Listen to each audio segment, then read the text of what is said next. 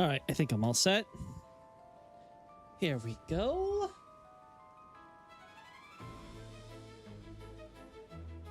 Is it Godrick wide enough? Hey, I am good to see you. Maybe he is. I just want to point out, I noticed this before stream. I don't know if I've noticed this before and I forgot, but the bodies here have, well, I should clarify. The ancient dragon bodies here and in Limgrave have some gold on that stone. I thought that was very interesting, considering the place that's like truly petrifying in Farum Azula doesn't have any of this. When I was looking at the pictures, I was like, what? So I found that neat, but that's not what we're here for today. We have for ourselves a, oh wait, 1 second before I forget. There we go. We have today for ourselves quite a few stuff. I ended up like posting a lot of stuff that I have completed. There's still Bloodhound Knights, which of course hasn't finished the first draft. But I do have a bunch of little things like Room Bears and the Vulgar Militia. I completely wrote that thing up to whip that one up today. It was really, really short and simple, really, when I got down to it. And then also got Death Prince done, which again, I'm not totally happy with it, but that's what a vomit draft is for, right? So we got a lot to kind of keep us occupied today. Let me double check. Did I put the volume down, right?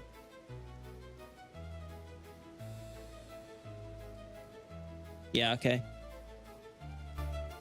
Yeah, there we go. Yeah, I don't think I can put it any lower. Good. Okay.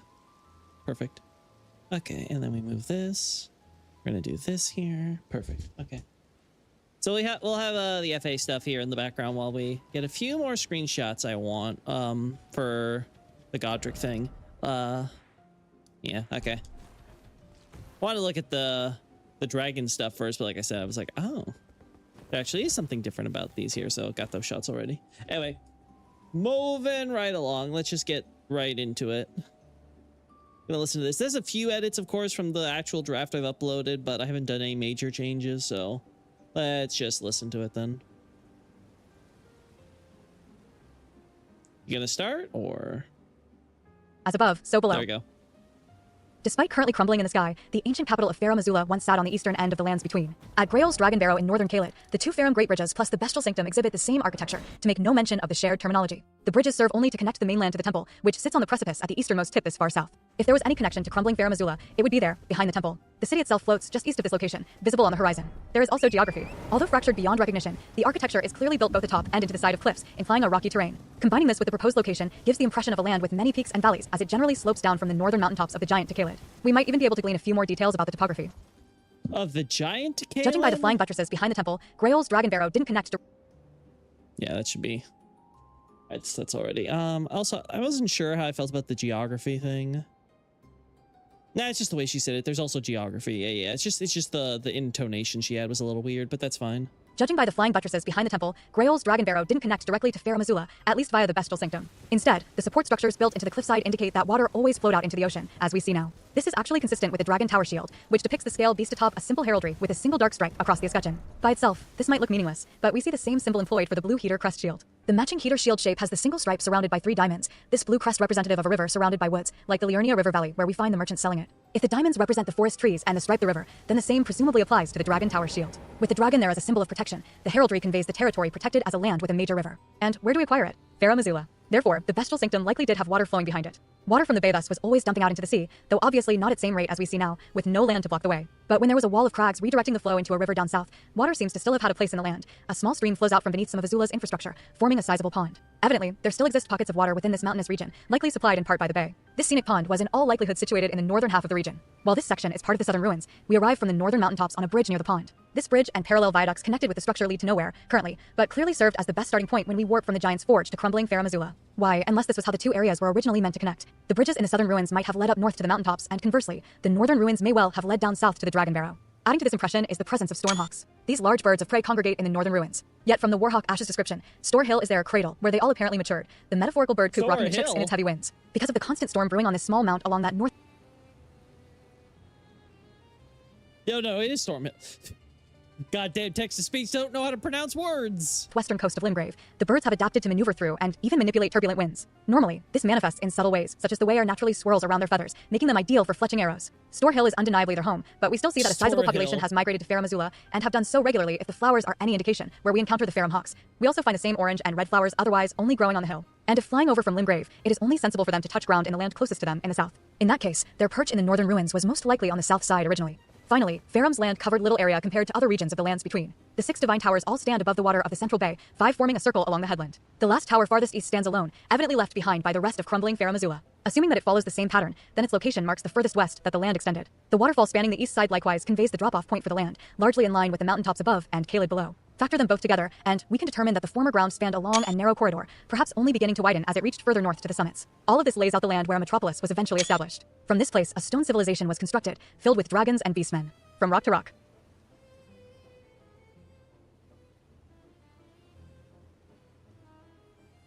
Yes?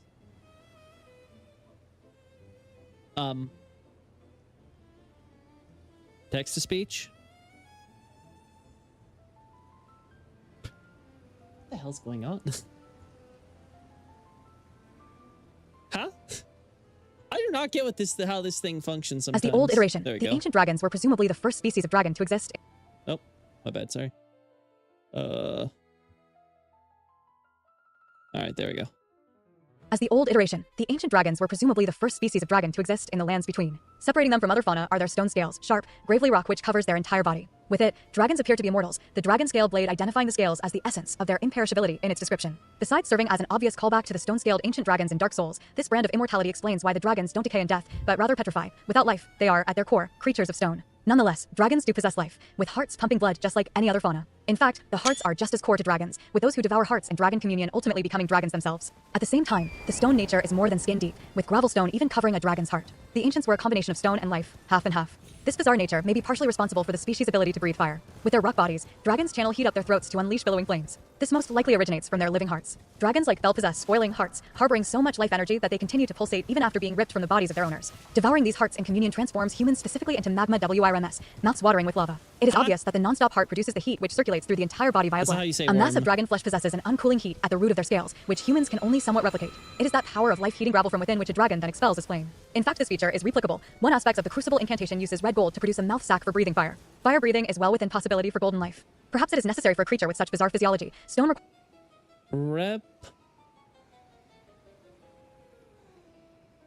Yeah, it's replicable.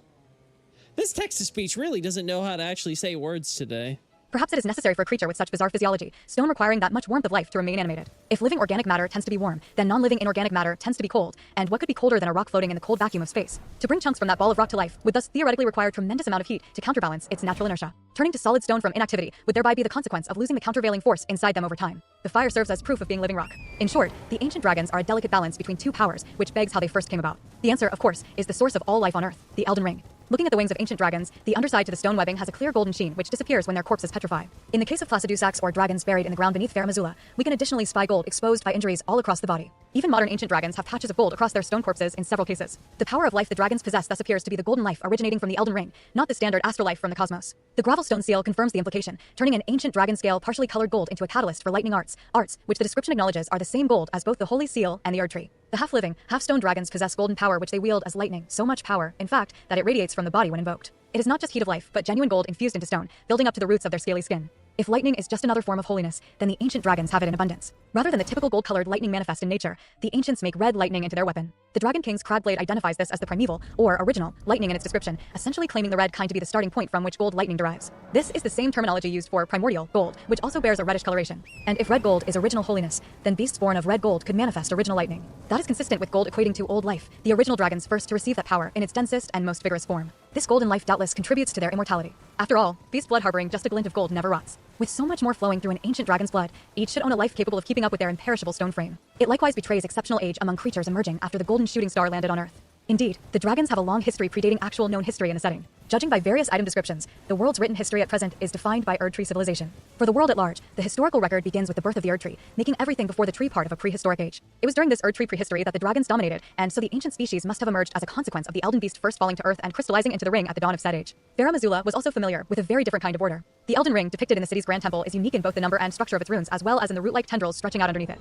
This suggests a much more proactive ring, the Elden Beast actively attempting to spread its power directly into its surroundings. And what would those surroundings below be except the earth it landed upon? Certainly, Fair Missoula appears to be the epicenter of such a hypothetical goldening to the land. We see concentrations of gold interspersed amongst the exposed earth of the city's underground, with fainter signs on the region's southern outskirt. A handful of gold smithing stone can be acquired in northern Caelid, from the Forsaken Ruins in the west to the Saint statue in the east. A somber variant is even among the stones looted from the Falling Star Beast that manifested in the Celia Crystal Tunnel, which digs deep beneath the Dragon Barrow. Add to that random patches of yellow grass in the rotted fields preceding the Bestial Sanctum, lingering pockets of gold strong enough to resist the scarlet rot of the land. That gold demonstrates its influence upon the land closest to Fair Missoula can hardly be accidental. Overall, there is plenty to indicate that the ancient dragon's territory, once upon a time, was infested with the power of gold, which naturally stemmed from the Elden Ring. If the ring depicted in the dragon capital was the earliest form of order, then the ancient dragons were probably the byproduct of this order's incursion into the earth. The rock world became the proverbial clay with which gold shaped a new life form. This would explain why the ancient species bears a strong resemblance to the Elden Beast with their long necks and tails, dactylous arms and legs, and multitude of wings. Because the beast only had itself for reference, the runes could only mold a similar beast. The order incarnate even reflects the dragons in its ability to breathe golden flames, hued such only because they derive directly from the source rather than the indirect heat produced by the golden life. Just as the greater will transform the one great with disparity, its golden familiar broke up static rock. From the eternal dust came a dragon, the first animal born of gold beneath the stars. The ancients were truly blessed. From that perspective, the stone scales were inevitable.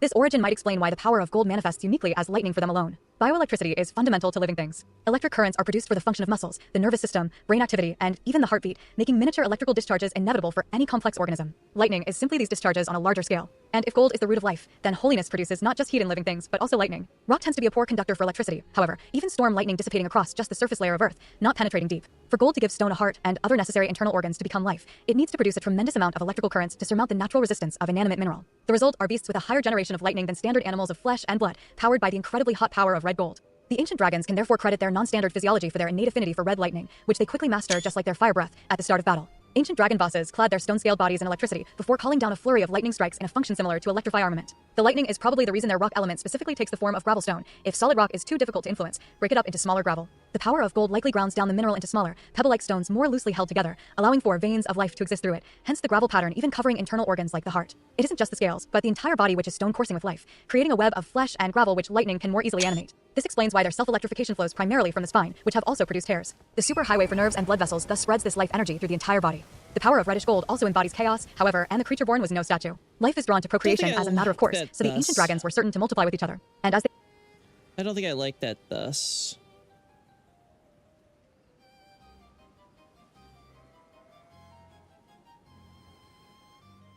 Yeah, there we go.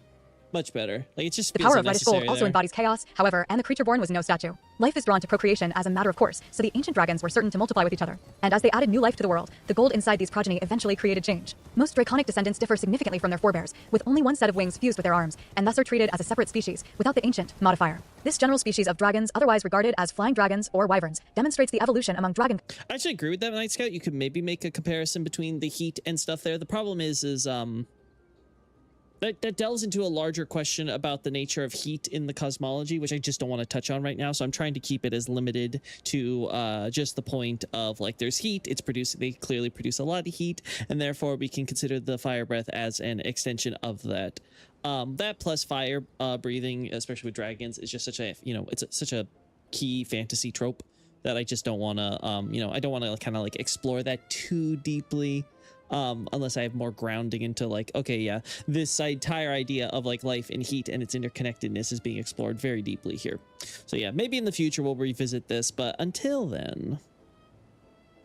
kind since the progenitor species' inception. Lost in the process was much of their mineral nature. Although gravel still covers their hearts, wyverns lack stone scales or seemingly any rock element outside the bodily core. Without their power, such petty dragons lack eternity, though they appear to be long-lived all the same. Grail is an old wyvern in terms of being physically aged, not just ancient like her primordial forebears. This is reflected in her name, which clearly references the idea that she is gray and old, as captured by her long gray beard. We can therefore assess her to be the oldest wyvern we encounter. While this doesn't clarify the length of her twilight years, her life must go back far in prehistoric times, as she is actually the mother of wyverns. We can already see her surrounded by her brood in the Dragon Barrow. These dragons, while the same size as other wyverns, possess much darker hides and are incapable of breathing fire, except for the stray Grail, whose name affirms that the boss is nonetheless her kin. These are undoubtedly the mother's children, mere pups still maturing. The reason that they are the same size as other adult wyverns may be because Grail herself is a mountain, her head alone equaling their entire body in scale. Her latest brood may one day grow to surpass her in size. In fact, a wyvern corpse at Jagged Peak more than doubles it.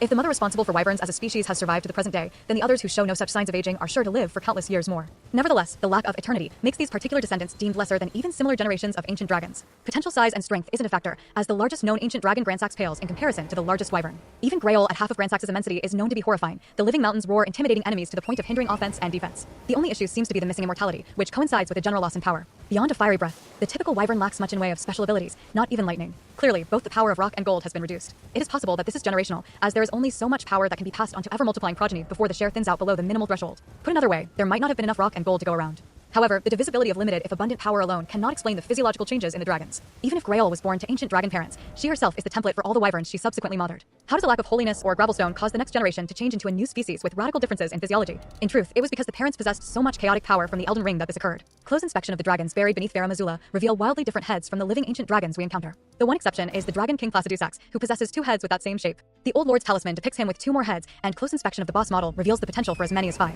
Evidently, the king is an anomaly, but his Hydra form still acknowledges differences even amongst the original species. In all likelihood, the ancient dragons were changing. I don't think I'll say potential, because after looking at the model myself, it's like, no, that's just clearly there. Like, it's impossible to really ignore. Right? Like, there's always the possibility. Yeah, it's just such a big detail.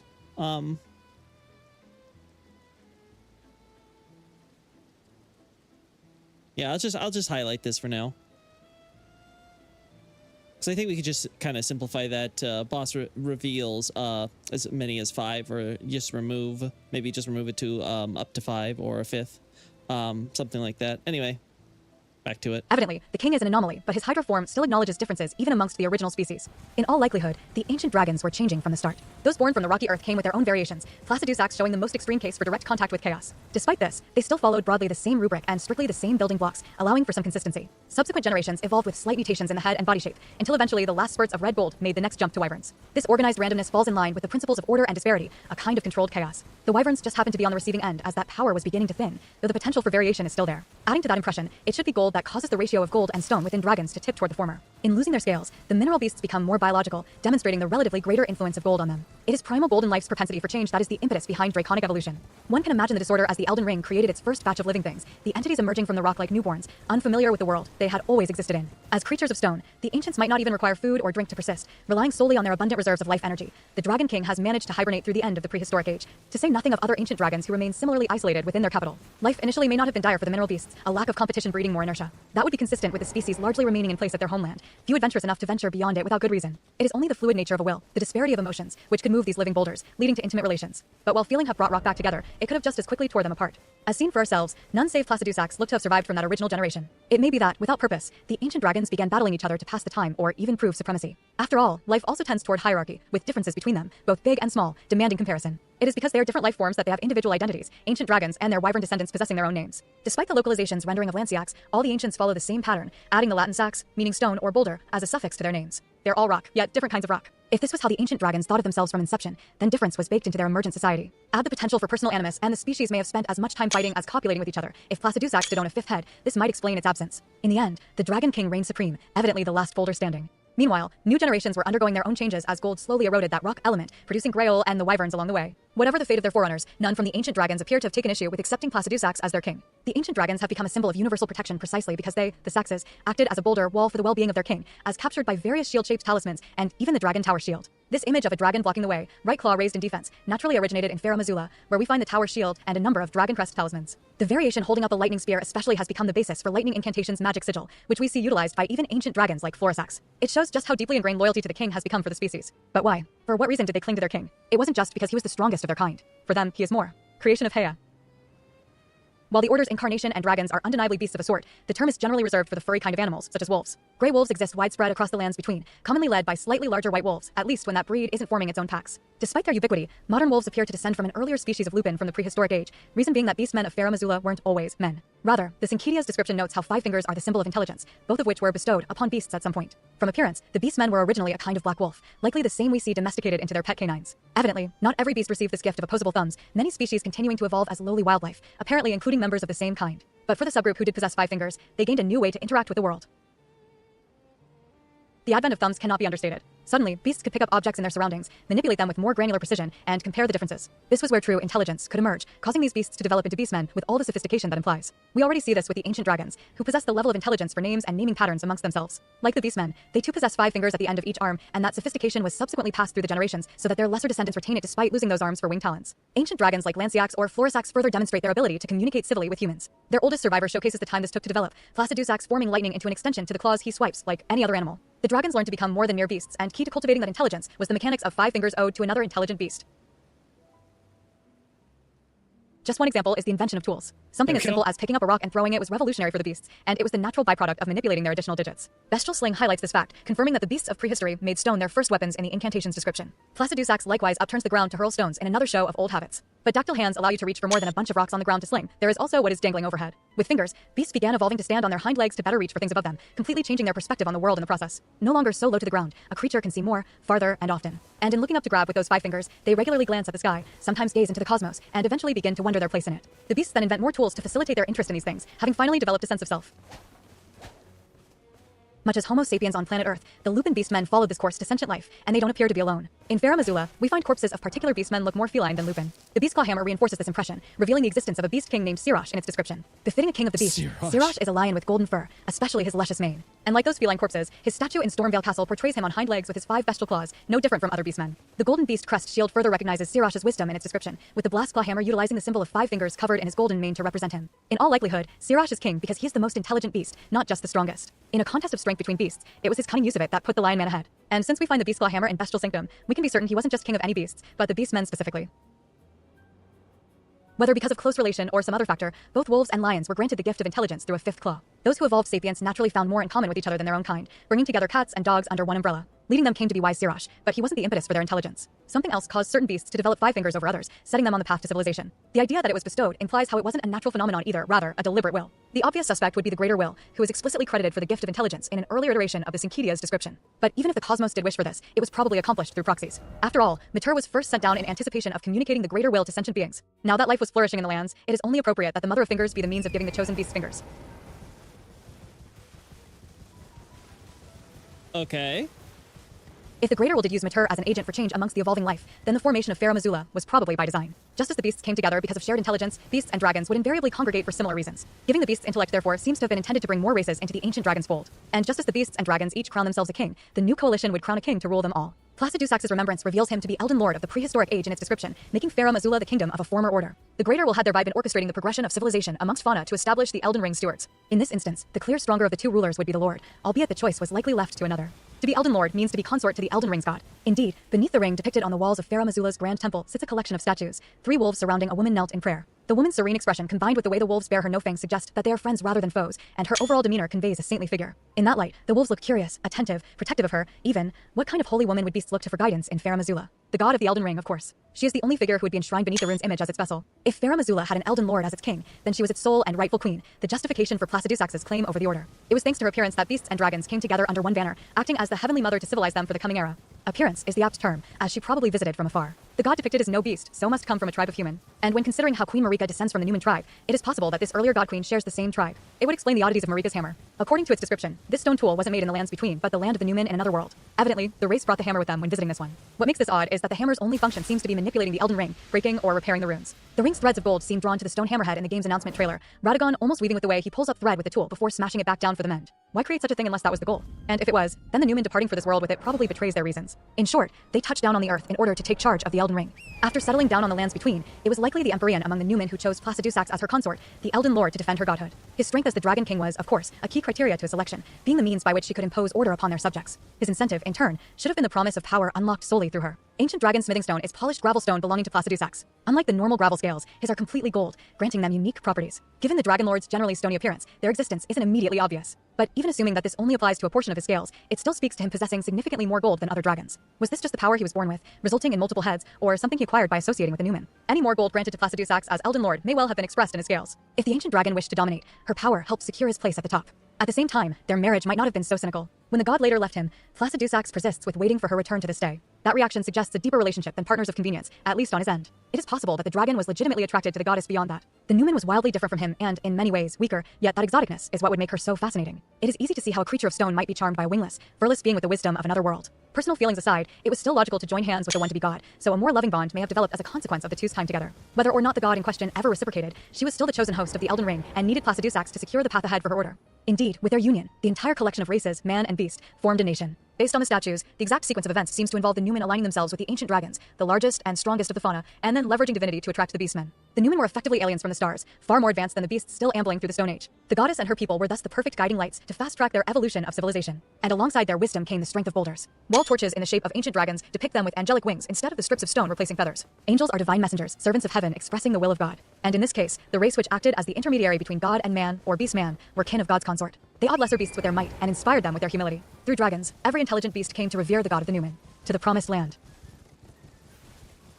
It was after becoming Elden Lord that Farum Azula was finally constructed. From their general behavior, dragons have no use for housing. Still, the Old Lord's talisman affirms how the capital belongs to the Dragon King, insinuating that it followed his ascension. Moreover, from the enemies we encounter and the scale of the facilities, the stone buildings primarily served beastmen. Much of the city's decorative icons are faunal in nature, including braziers with clear-cut line iconography, King Siraj perfect to represent beasts. Therefore, the Stone Age beasts probably built the city in honor of the Elden Lord and his queen as their faithful subjects. While impressive in scope, such a project should have been well within their capabilities, especially if they gradually build up the infrastructure over the generations. As witness for ourselves, the majority of Farum Azula is dedicated to burial, making it as much a giant mausoleum as a capital city. None of that is required for a brand new kingdom, so the city likely started small and grew as both the culture developed and more dead needed to be buried.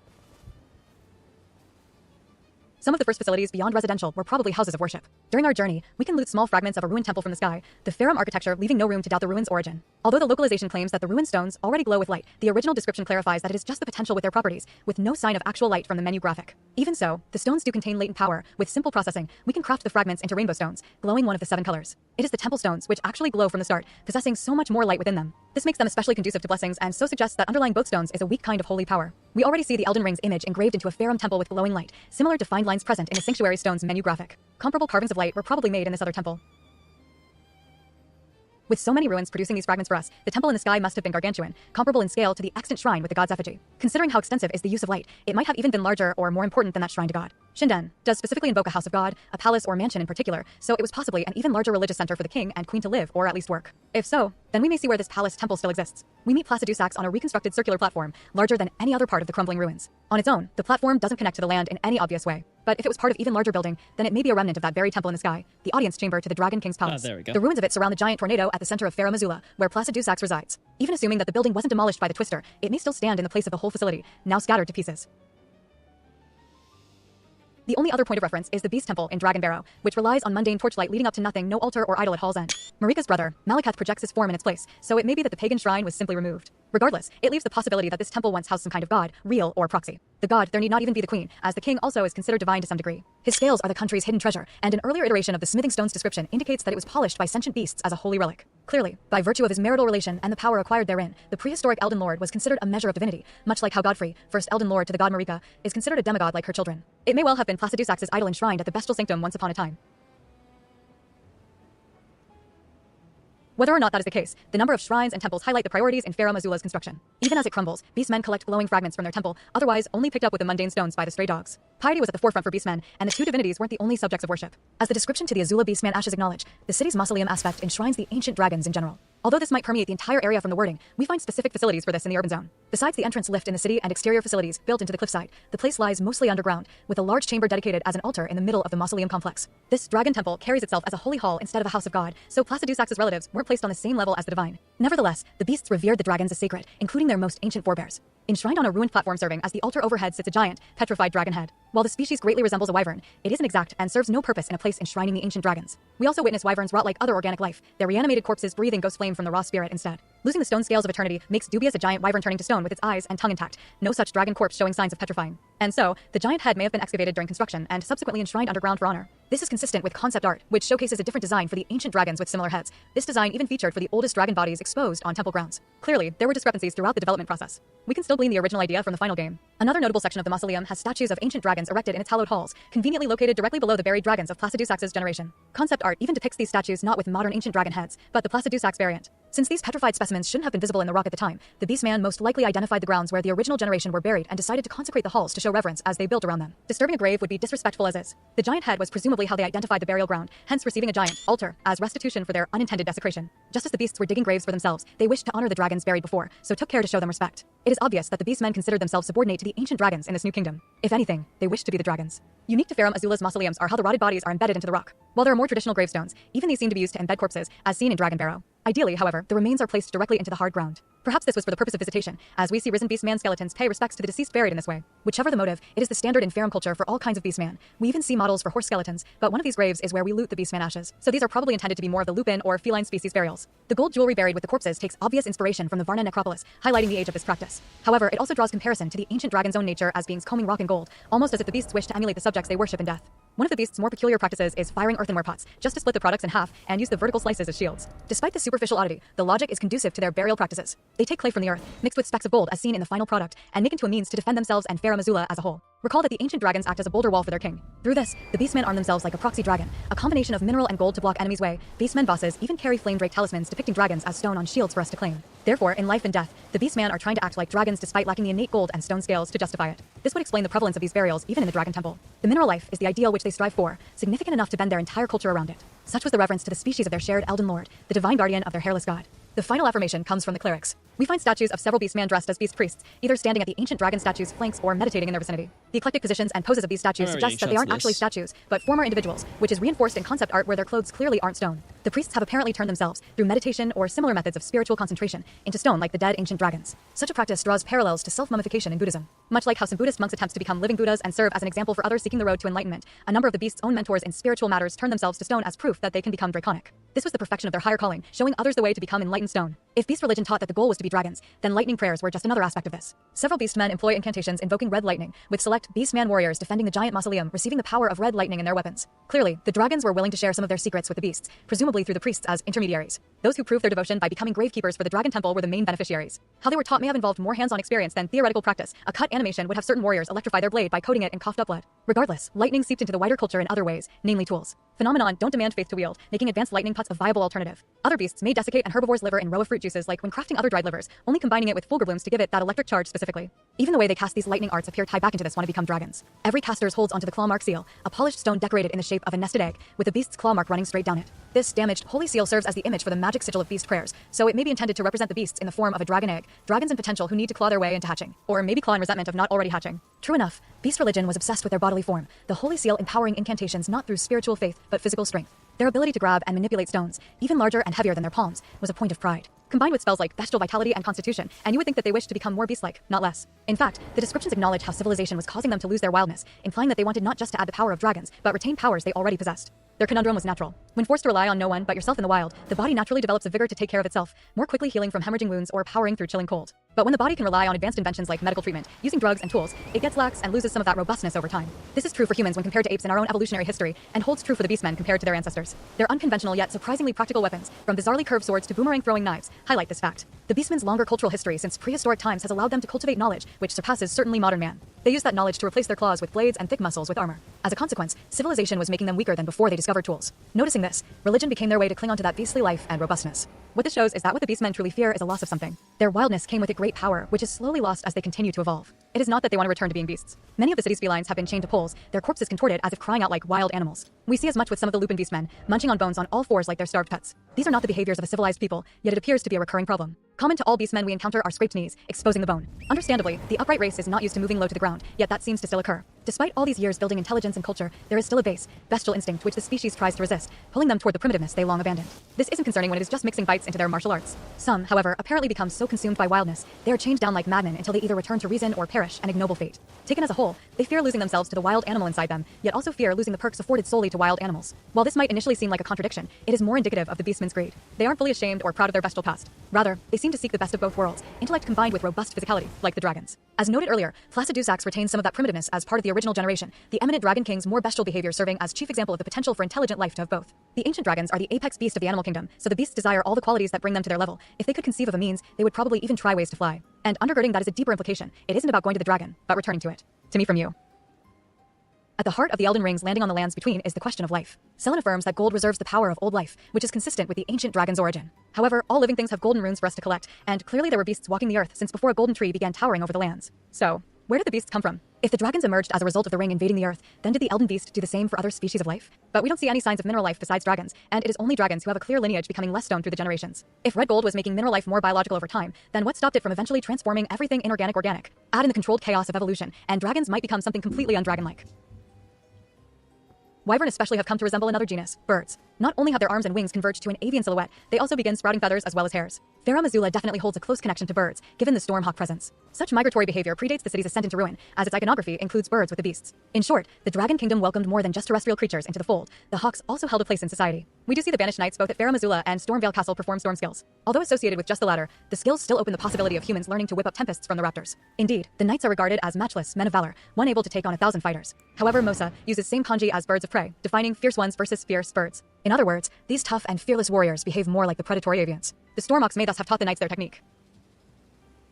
Even if this makes them a valued part of the community, why would the hawks of Farum Azula do this? Perhaps because of the storm currently engulfing the crumbling land, an ideal habitat for their kind. Nephili does indicate similar hawks existing in her homeland outside the lands between, so the species has spread to other regions. But that assumes the numerous tornadoes in the area are the norm when the shattered land is already flying in the sky. If not, then the reason should be much more fundamental. Perhaps then it is because these birds, intelligent enough to have names and even their own king, recognized blood ties to this land before they became birds. Much as how modern birds on Earth are the distant descendants of dinosaurs, the storehawks and similar feathered raptors may also be related to the prehistoric lizards of the lands between. And if the ancient dragons eventually evolved into birds, then what stops them from evolving into all manner of creature roaming the globe? Aspects of the Crucible incantations demonstrate the wide variety of animal traits that can be produced with the power of red gold. If controlled randomness influenced the ancient dragons to become wyverns and then birds, then it could also influence them to become ordinary lizards, boars, rabbits, even insects. A perfect example is the rock lizard, which apparently retains a fire-resistant mineral hide that scale-armored explorers may skin and tan for additional protection. If later generations of dragons began losing the stone element, then some might evolve into even smaller reptiles to concentrate the remaining rock to cover their whole body in such scales again. The only question is time, but none is defined for the prehistoric age, leaving thousands if not millions of years for these various life forms to develop before the Greater will decided to gift intelligence to certain beasts, which had long lost it with their thumbs. The beast priests can petrify themselves because the beasts recognize stone to be in their lineage, the dragonhood hidden within the blood just waiting to be unlocked by an enlightened sage. Lineage from a single mineral life form may not have been limited to fauna. For flora, we see that Farum Azula is rife with red-leaved bushes and trees, perfect for a country where red lightning is so iconic. In fact, the vibrant color is likely a result of containing the actual power of red gold. Like the dragons, losing that gold of life seems to cause the leaves to become an ash-gray color, the trees in particular collapsing into rock. Perhaps it is because of the limited gold in the ground to keep them supplied, but it suggests that they too revert to a base stone element as the life of gold finally ebbs away. In that case, then this flora in Farum Azula must also be products of combining gold with rock. The power can definitely produce flora. Fulgur blooms are lightning flowers because they appear in lands where lightning strikes. This includes the red lightning of the ancient dragons, which naturally sprouts red flowers. The flowers, with their electric charge, continue to attract similar bolts from the air, drawing in more strikes, but it is the initial strike from this derivative of holiness that first begets the living lightning rod.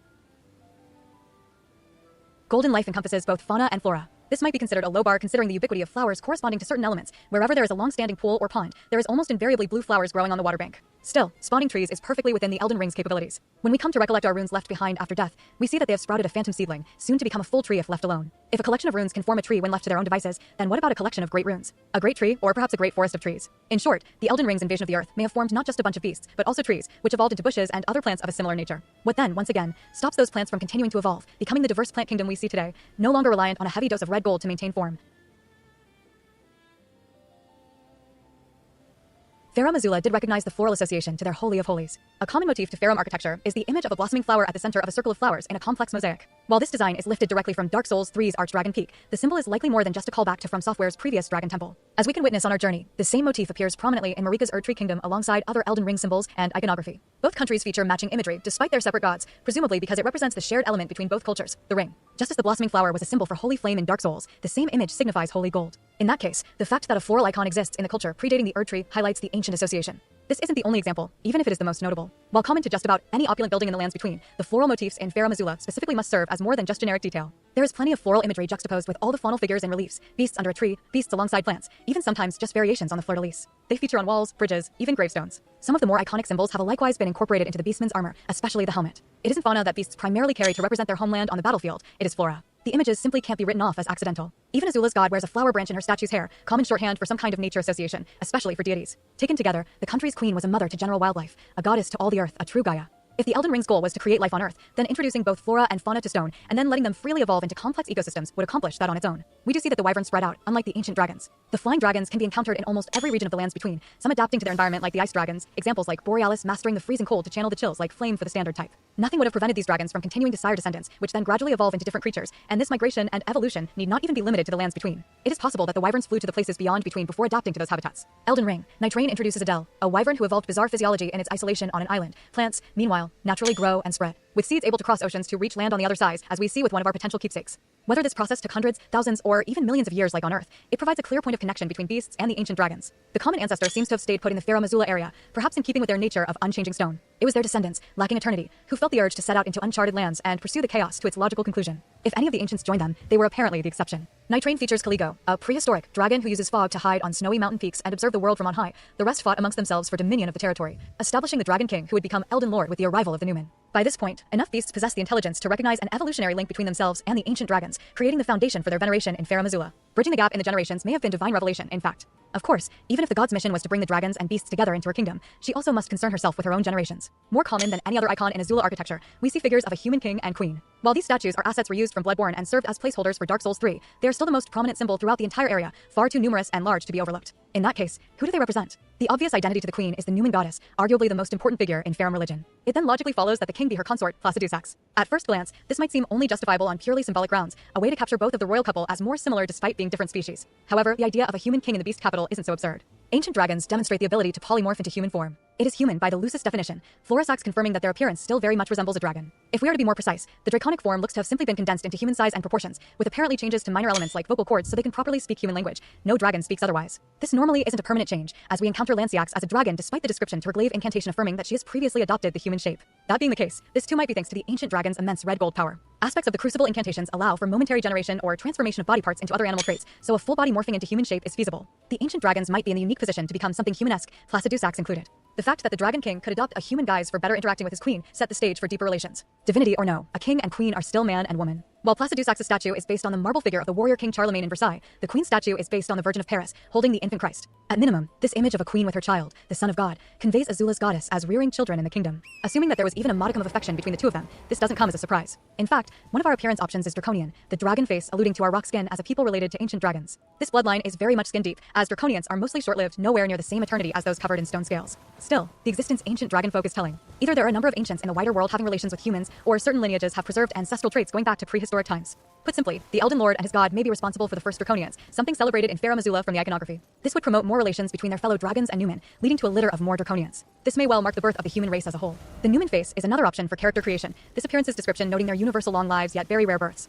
This can't be referencing infertility, since Newman like Marika have sired many children, with several cases of entire Newman communities. Therefore, Newman being rarely born must be in the context of the entire human population outside the lands between, where we originate. An infinitesimal amount in this world of man will manifest Newman characteristics. And yet, the fact that they can manifest at all, from seemingly anywhere, suggests that every tribe has a small amount of Newman blood in their lineage, making Newman mankind's common ancestor. Humans then most likely began with Farum Azula's god and her people. This scenario is consistent with Emer's testimony labeling humans as children of the greater will. Glintstone sorcerers like him study the life of the stars, and he concludes both man and glintstone to be stardust, more literally star debris resulting from a cosmic explosion. If Newman are the original humans and themselves originate from the cosmos, then they too would likely be born from this explosion along with all stars stemming from the greater will. Any progeny that follow possessing less and less Newman blood would thereby become smaller and smaller debris of the original star. While not exactly the same as the Onyx and Alabaster lords, mankind fell to earth and multiplied. What started as their alien race became a myriad of different humans with surprisingly shorter lifespans, far and away from their ancestral home on Earth and the lands between.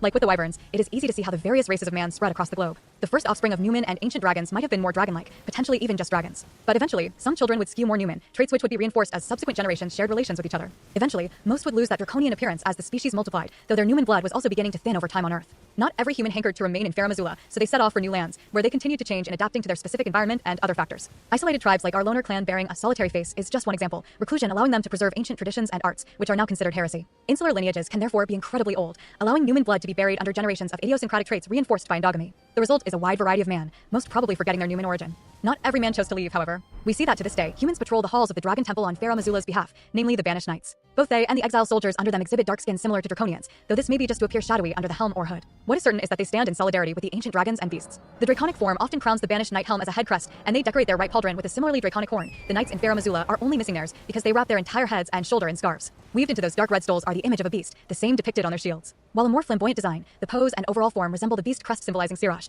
adding an association with the beastmen. In all likelihood, humans and beasts have been living side by side in the capital from the start. Whether any still retain the dragon or Newman traits of yesteryear, a prehistoric lineage has sustained its population. In summation, the Elden Ring is responsible for spreading all life on Earth. The Elden runes back in Farum Azula's heyday were arranged to maximize the creation and extent of organisms derived from the rock world. Afterward, more conventional astral life descended to add to the existing web of ecosystems. Combined with the shooting star which preceded them both, they developed a world with both wild and civilized beings living in concert. This was the beginnings of the world as we are familiar with it. But while the globe's course might have been maintained by the guidance of the greater will through Matur, it was still a god hosting the Elden Ring and ultimately deciding on this direction. Every god of the Elden runes establishes the shape of their regulation, and Placidusax's god should have been no different. Therefore, even if the ring itself went untouched, this biodiversity was part of the first god's established order, and it encompassed something far grander than just life. A beacon in the blue. Time plays a major role in Farum Azula's use of gold. We see this from the main beneficiary, Placidusax. The consort's golden scales have a peculiar ability to warp time. With them, the Dragon King currently sits between time inside of a tornado, the weather phenomenon rendered as a winding dragon in kanji and historically perceived as the untamed power of dragons and other divine figures. For sure, the Lord reverses the time of the crumbling ruins around the tornado along with its spin. This occurs as the whirlwinds grow to encompass the wreckage, becoming a platform for our battle with the boss. During said battle, Placidusax will occasionally evaporate into a cloud of air and teleport, reappearing with a new attack prepared, in a few cases, from a full thundercloud. Since time and space are inexorably linked, the former Elden Lord thus appears to use the turbulent air to control time. His talisman likewise extends the duration of spell effects, effectively slowing time for the wearer. Altogether, Lordship granted him more than golden eyes and the Elden Beast's flame. This emphasis on time isn't limited to the Elden Lord, of course. A common motif to Farum Azula's stone reliefs are birds and mammals biting their own tails. Although not a snake, it is still evocative of an Ouroboros, symbol of cyclical eternity, including the march of time and life. Farum culture was premised upon this idea of progression, the advancement of change along a linear dimension we measure as time. It was the genesis of their civilization and their ultimate expression of gold's power in the form of wind. After all, storm winds bring lightning, but the direction of air also marks the change in seasons, the world's natural clock. And what causes air to flow? A differential in heat. Normally, it is the sun which brings about this difference in atmospheric conditions, pushing warm air up while cold air runs to take its place in the vacuum. But as Placidusax demonstrates, this mastery of winds can come from a different source of heat, the power of golden light which transforms his flames into concentrated beams of explosive energy at maximum power when in his dying throes. Basically, Farum Azula saw gold as more than just a source of power and life. It was a means with which to define the passage of time for themselves and their burgeoning civilization. The specific connection between the Dragon King and gold also explains why we don't see the same exhibited from any Stormhawk or their human learners. They learn to manipulate existing winds, whereas Placidusax creates them all his own utilizing gold. The tornado storms we see are just an expression of that cyclical power over time, in this case applied over the entire land now crumbling in the sky. Just like the ruins around Placidusax, the rest of the city seems to be presently floating in pieces, because the very first Elden Lord has harnessed its time to keep it in relative stasis as it continues moving through space. The dragon's whirlwind may theoretically reassemble all the pieces by reversing their time. And for what motive would the Greater will handpick an Empyrean from among the visitors to Earth? To decide the course of these winds, steward the chaos of gold following the natural trajectory since landfall. Put simply, the god's order was already set in motion from the beginning of creation, and the Numen were tasked with managing the Elden Ring so as to maintain the path the Greater will sought, with dragons as instruments to this end. With the help of their stone angels, the gods united the beast folk and built a fortress with which to secure almighty gold. Under her banner, the beast's goddess established a kind of Chronos order, where the progression of life from the ancient dragons to modern creatures was celebrated in honoring the ancestors. But just as causality begets progression, there is also an equal demand for regression to the mean. Time need not flow in just one direction, as Placidusax demonstrates. The beasts themselves wish to revert to their forebears. And because of that, this world ironically never falls into a constant, Farum Azula undeniably included. All right, so not as bad as I was worried it would be with some of those transitions. They actually don't come off too bad. Probably tweak them still a little bit, but overall structure works out. Ending on the order also works a lot better than I thought. There's quite a bit on the beginning, but like as we kept going, I was hearing less and less, at least, of any mistakes and stuff to come out there.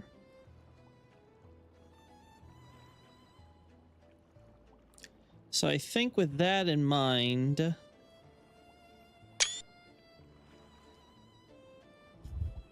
yeah, I think the one listen will be fine. Let's move on now to the one that's probably going to be a little bit more obnoxious. Let's do this.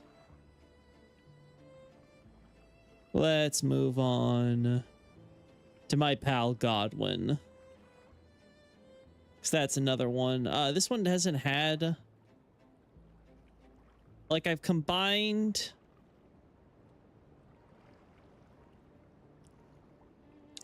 some of this stuff, but definitely not everything.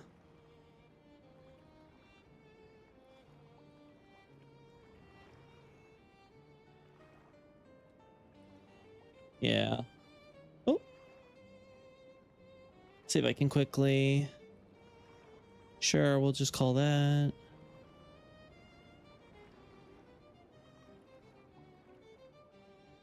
Just gonna quickly remove the section area so I can try to see how it feels when it flows. Some of the section names are obviously gonna be kind of silly, but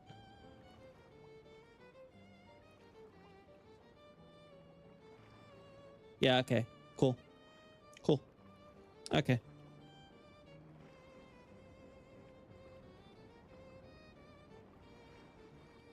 Let's get this up for you guys.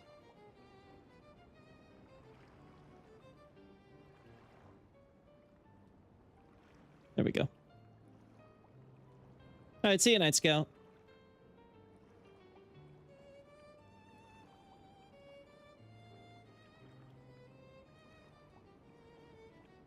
After the assassination There we go, yeah, okay.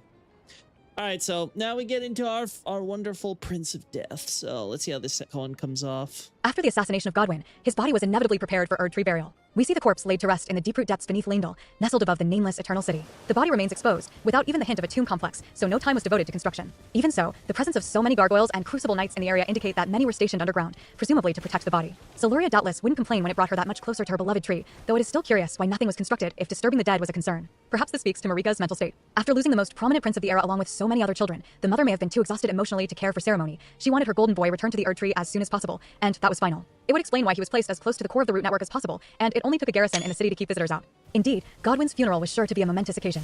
All across Marika's empire, word would spread of the assassinations rocking the lands between. In the ensuing days, Leyndell would confirm just how extensive the Night of the Black Knives truly was. And while they were still pursuing the killers, decisions needed to be made about the bodies. Ultimately, we see the demigods buried locally in wandering mausoleums, but Godwin clearly received special treatment for his renown. The Golden was the first to be lost, and the first to be mourned by a great many, including within the military. And so, he would be the first to receive a send-off, with countless guaranteed to express sorrow in the streets of the royal capital throughout the following days. Even the most well-intentioned mourner might desecrate his body with emotions so high, so a swift yet secure burial out of reach of even the resident Nox would be logical. If a noble was burdened with Marika's scar seal in the Eternal City before its destruction, his mission was presumably to safeguard this Erdtree burial. It was that important to the god.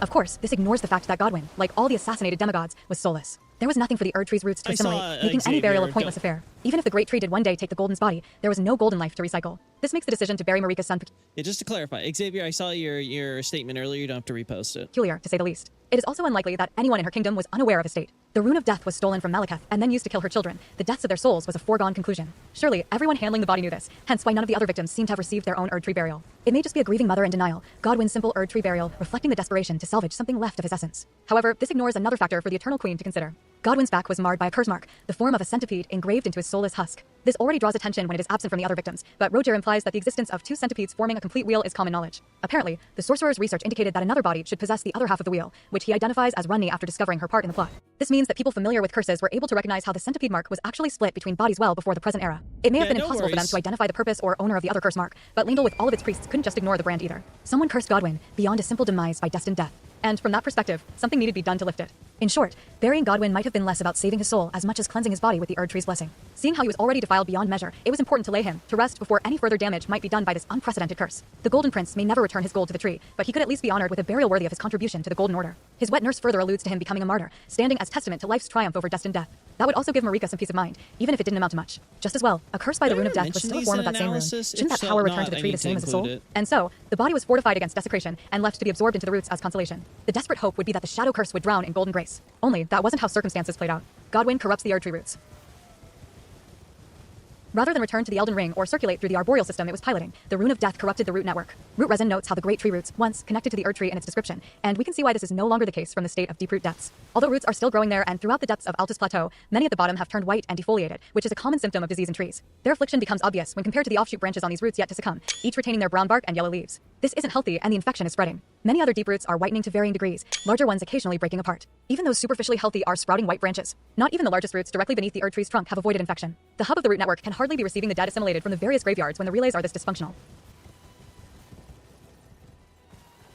Naturally, all of this damage to the great roots traces back to Godwin. The roots closest to his corpse remain lathered in a black sludge as they reach up the infected network to the cavern ceiling where so many of the other roots sprout down from. From the blood splatters, this undeniably comes from his body. The source is just as obvious above ground. The minor Erdtree located almost directly above Godwin's corpse, in the capital outskirts, is unique in how it has lost almost all of its leaves. Its struggle to survive is likewise reflected in the crystal tears collected in the basin at its foot. One is a crimson crystal tear full of life, the other, a twiggy cracked tear preventing loss of runes upon death. Assembled in front of this tree is what can only be described as a death cult. Dressed in all black, commoners under their hooded leader gather beneath the barren canopy to learn how to wield its power, casting arts like a fog of death with a half-wheel centipede as their sigil. To be sure, the minor Erdtree's roots are entangled with Godwin's deep roots, spreading the disease from parent to child. In short, the Golden's curse has overshadowed any latent grace within the Erdtree. The corpse will neither be assimilated nor purified of its condition. The underlying reason for this, as the man's wet nurse laments, is because the dead body yet lives. Thanks to Rundy's manipulation of destined death, Godwin became the first of those who live in death. The black knives may have destroyed his soul, but the body could still theoretically function. It just needed new life to pilot it. And that is exactly what the story trailer shows happened. Immediately after the assassins left, some things wriggled from the curve mark on his back, beneath the skin. Those somethings squirmed all throughout the cadaver, causing the head and fingers to jerk and jolt.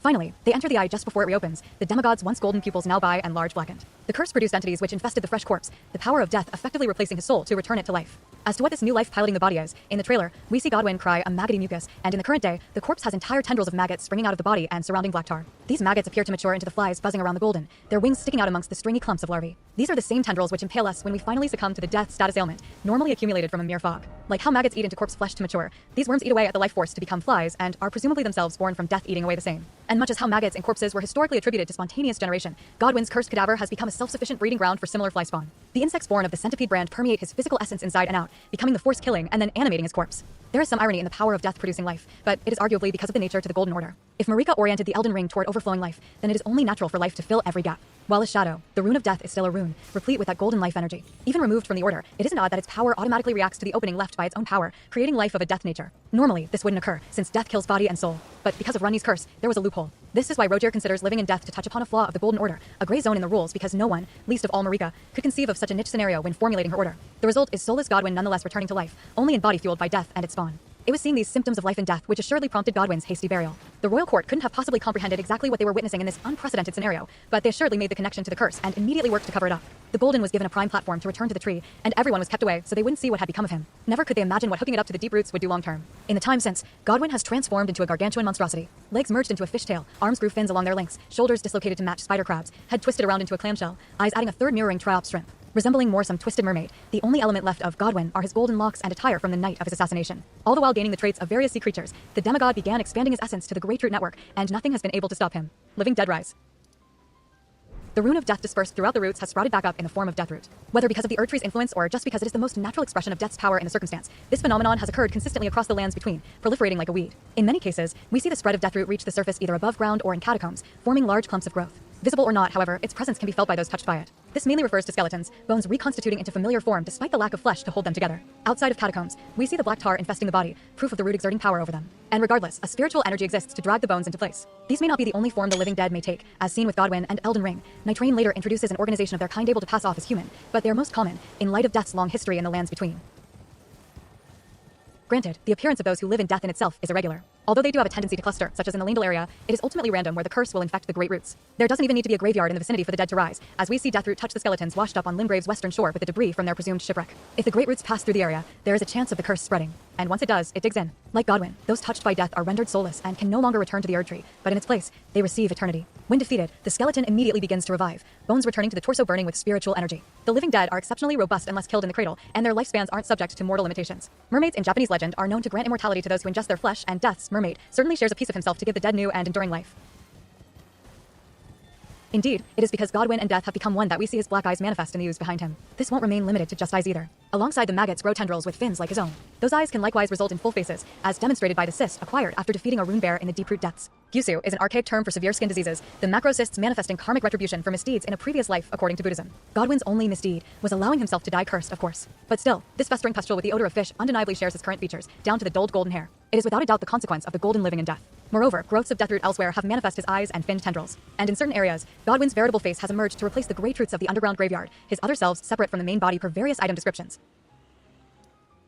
These relics of the Night of the Black Knives are effectively clones of Godwin, fully capable of reacting to stimuli and spreading their own influence. Stormvale is the prime example. The castle's west side suffers from a sort of pox, massive holes emerging from black spots and gashes in the ramparts. With it comes the growth of pale briar thorns which are tearing the very stonework apart, the garrison stapling the top with metal bars to keep it holding together. This pox of thorns has spread to the equipment of all the exile soldiers, their marred shields holding the connotation of being eaten away at by insects. Earlier iteration of their Aren't those who live in death always near minor Erdtrees and catacombs?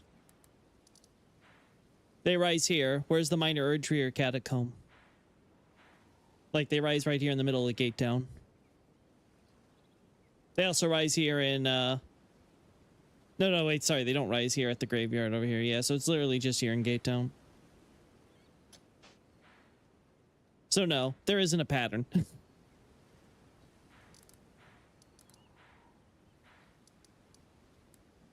Like, maybe you can argue here for Mistwood, minor Erdtree, right there, right? Are we really going to say that, though, for here? Or over here, you know?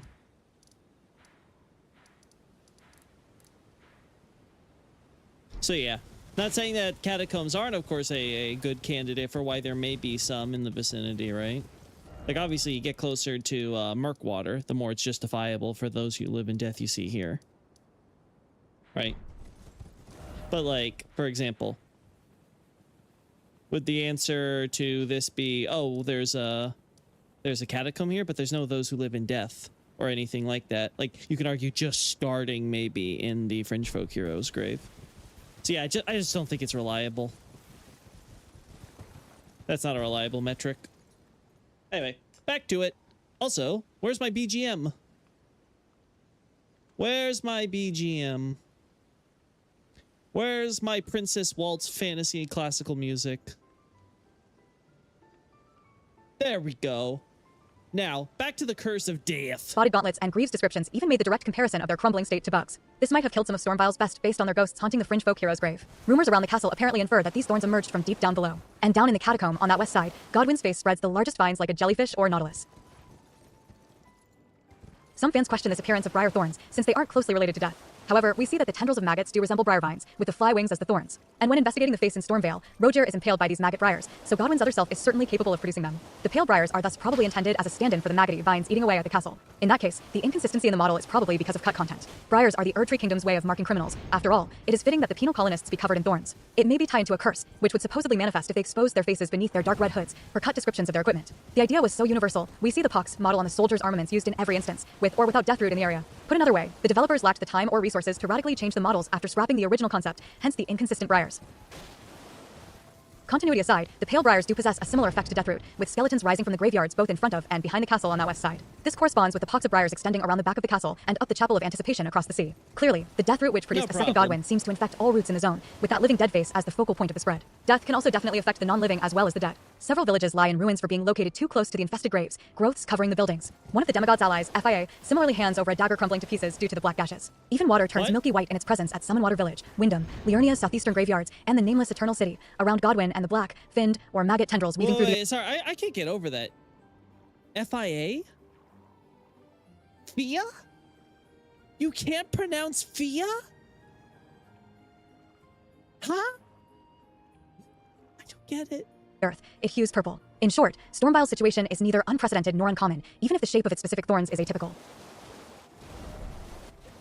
The damage these faces may cause cannot be understated. The Fringe Folk hero's grave spawns an ulcerated tree spirit, despite no overt threat to the Great Roots. However, another spirit similarly bursts from the ground near the root sanctum replaced with Godwyn's face in Stormvale, and the ghosts of exiled soldiers include the Briars. In other words, the castle unwittingly spread its calamity to another part of the root network in burying their heroes. It is only the beginning stages, but the long-term dangers can be seen with the original. The Ash of War for Golden Land is acquired from a scarab near an Erdtree avatar in deep root depths, a sign that it wasn't the first to patrol the infected roots as a guardian. The tree ultimately has no way to defend against death when these inflammations achieve critical mass. And once the cancer metastasizes, it becomes its own nexus to threaten everything beyond the roots. Worse, a corpse sitting next to the face in Stormvale carries its pustule, bearing only a single face with weaker power, but nonetheless proving that this other self is still spreading. The way that the cursed demigod hijacks the root system to multiply, he is truly like a virus. There is also no way that this viral infection can be conventionally stopped. For example, we can see the growth of Deathroot and Godwyn's other selves in the graves of the realm of Shadow and Fair Missoula, both of whose Erdtree roots have been physically disconnected from the lands between since long before Godwyn died. Can be stopped conventionally would be a better way to word that. There we go. All right. There is also no way that this viral infection can be stopped conventionally. For example, we can see the growth of Deathroot and Godwyn's other selves in the graves of the realm of Shadow and Fair Missoula, both of whose Erdtree roots have been physically disconnected from the lands between since long before Godwyn died. If the Great Roots don't need to remain physically connected to operate, then Death's infection likewise will spread across the gaps, using whatever magical highways gold facilitates. These areas are proof that nothing short of destroying the roots wholesale may stem this blight. Alternatively, one may eradicate this plague at its source, but if any have tried, none have succeeded. By all indications, his cur mark has made his body indestructible, an eternal living dead. One might question if this reanimated corpse can still be considered Godwyn. Certainly, the soulless monstrosity he has become is commonly identified as the Prince of Death instead. But while a living individual is often defined by the union of soul and body, the spirit by itself is also considered as constituting the unique persona. If so, why not the flesh? Both are parts comprising the whole, equally as unique to the person. The body certainly isn't lacking for individuality. The Death Prince in Stormvale reacts negatively to Roger's snooping, and the original Beneath Landel reacts similarly to attacks on FIA, casting Rancor Call with his own Will Centipede sigil to showcase his anger. Without a doubt, Godwyn retains some degree of awareness and thought. His actions aren't passive, but deliberate manifestations of his will. Several living skeletons become spirit ashes, reinforcing this point about individuality for the soulless. Arguably, in becoming liberated from his soul, Godwyn's existence has transcended the limits of his former mortality. He no longer needs to be just one, but legion. Basilisks and Wormfaces outbreaks. The Prince of Death has brought many changes to the lands between. While human skeletons are perhaps most affected, other animals like the serpent snails are just as vulnerable to the curse. In their specific case, the body doesn't reconstitute itself upon defeat, though it can perform other benefits. Similar to sheep, the skeletal snail can humorously roll at targets by biting its own tail, a veritable Ouroboros capturing the consequences of this perverted cycle of life and death, to be sure. In place of venom, the reanimated reptiles spit death rancor, the spirit in the form of a humanoid skull probably derived from the giant's skull the soulless creature uses as its new shell. Despite all these differences, it is still one of those who live in death. Like the death birds before them, the living dead need not take a single form, and the curse of death does more than add living remains to walk the earth. When it comes to the ecosystem, the basilisk stands out as unsettling. Like its Dark Souls counterpart, the giant lizard's real, tiny eyes are hidden beneath giant, dead ones bobbling atop its head. In this case, the pupils look to be filled with actual death, black as the Prince of Death's own. Add in the fog it spits, and the creature appears to be touched by death in its own way. Skeletons and basilisks are generally exclusive across areas, but they do overlap in the Oriza hero's grave, reinforcing the connection. In fact, a few burrow up from inside the hero graves, giving the impression that they spawned from the death root. Perhaps actual small lizards come in contact and transform, or perhaps deathroot spawns the basilisks from nothing, like with the flies. Their diet appears to be the ghost glove wort we loot from their corpses, unconventional to say the least. This makes it unlikely for them to be a natural creature, though the species has behaviors like any living animal. Given how it has fins and a tail fluke, the basilisk certainly seems built for the water much like Godwyn, to make no mention of the kelp and algae growing on the body. This amphibious nature also gives them an odd bent for wet environments. This includes the poison swamps of Shaded Castle, the magma rivers of Volcano Manor, and even the Lake of Rot. We do see basilisks burst up from the earth along the banks of the seething river and atop the ancient ruins of Rao, but those grounds are located near death-touched catacombs. The former lying close to Gelmir hero's grave passing beneath the river valley, while the latter lies not too far from the Scorpion River catacombs, teeming with basilisks at Rao base. Their appearance in the subterranean shining grounds can likewise be justified by proximity to the deep root depths, where they appear in abundance. Overall, the basilisks seem to thrive in damp habitats, crawling through dirt to reach more of it, such as in the seething river, or because they are attracted to death in the area, such as the dancing lion in Rao. From there, they spread more spawn. Although simple-minded, basilisks prove that death can remain harbored in larger organisms. The towering Wormfaces look vaguely human, save their namesake. Buried beneath those worms dangling from their heads is still a mouth, but no sign of eyes, maybe because worms burst through the eye sockets, too. Regardless, we can infer from their black-spotted skin that they suffer disease. What kind? The bile they cough up along with more worms emits the toxic fumes of death, making the worms no doubt maggots produced from Godwyn. But given that these enemies don't share the unique vulnerabilities of the living dead, these maggots are more likely infesting the bodies of the living. This isn't unprecedented. Small crabs feeding from Landel's northern moat, directly beneath the Sun Capital graveyard, have manifest Godwyn's face on their shelled backs. Clearly, trace amounts of death exist in the earth, and the living are just as susceptible to contact as the dead. Wormfaces are therefore humans who have had the misfortune of Godwyn spawn burrowing through them, inside and out.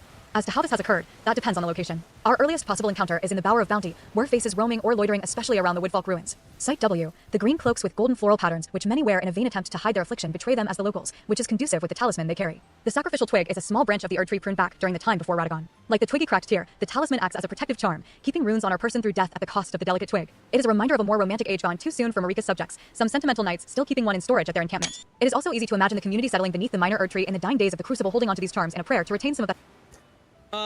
I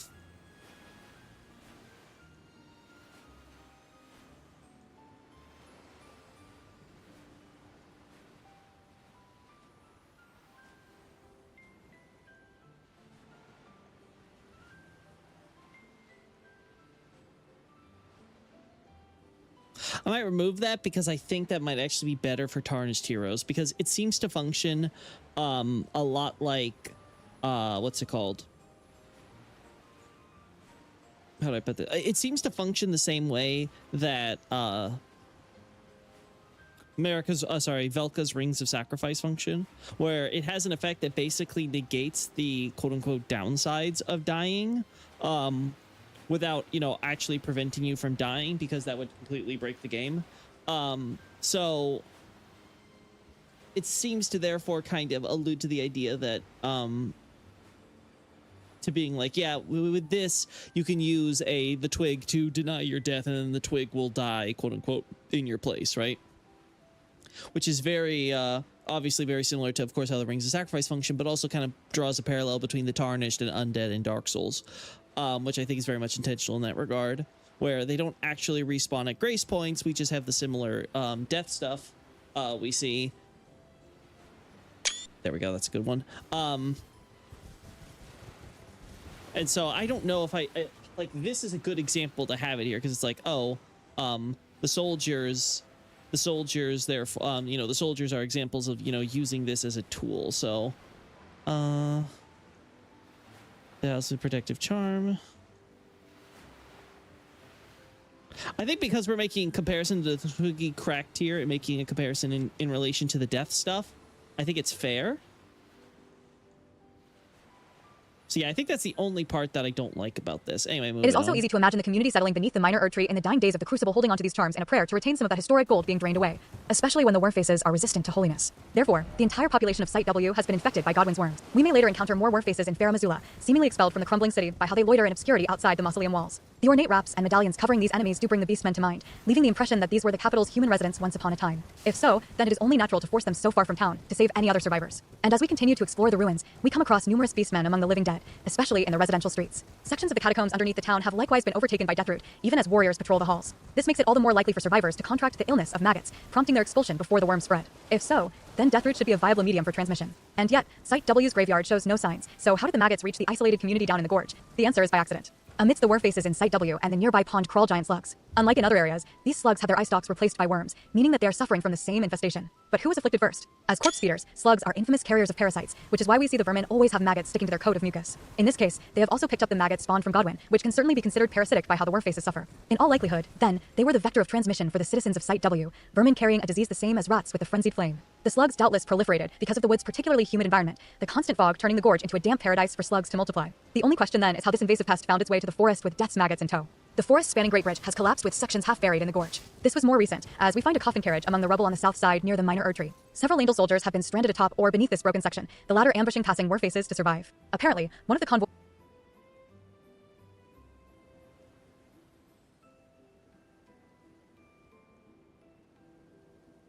Let's just add before I forget. Plugs present in Langdale's sewers.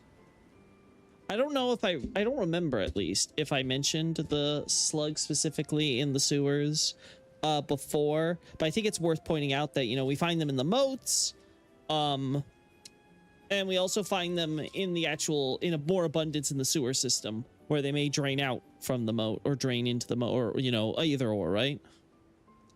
So that's something worth pointing. Anyway, back to it. This, oh god, this was such a bitch to scale down. The forest spanning Great Bridge has collapsed with sections half buried in the gorge. This was more recent, as we find a coffin carriage among the rubble on the south side near the minor Erd tree. Several Angel soldiers have been stranded atop or beneath this broken section, the latter ambushing passing war faces to survive. Apparently, one of the convoys witnessed in other areas was crossing the bridge when it collapsed, trapping the scattered survivors with the war faces as the carriage they were escorting rolled down the crumbling infrastructure. A coffin full of corpses would be a buffet for slugs, who might stow away on the carriage only to later hop off for a cozier habitat beneath the bridge. It might not be that specific convoy, but the slugs were sure to infest the town as soldiers strolled past on the highway with their war dead, and we can infer from where. Not only do soldiers with a similar carriage sit in the capital outskirts, it is the one area with Deathroot accessible along the highway. We also find slugs in the southern moat, so they do habitate the area. Langdale must thus be the origin point. Taken altogether, the likely scenario is that slugs in the outskirts picked up death's maggots from the Sun Capital graveyard, similar to the crabs in the northern moat, before hitching a ride on the coffin. I mean, even though it's technically accurate, I don't think I like habitate. Let's just say inhabit. Like, that's just the word everyone knows. It's just going to confuse people if they look at habitate.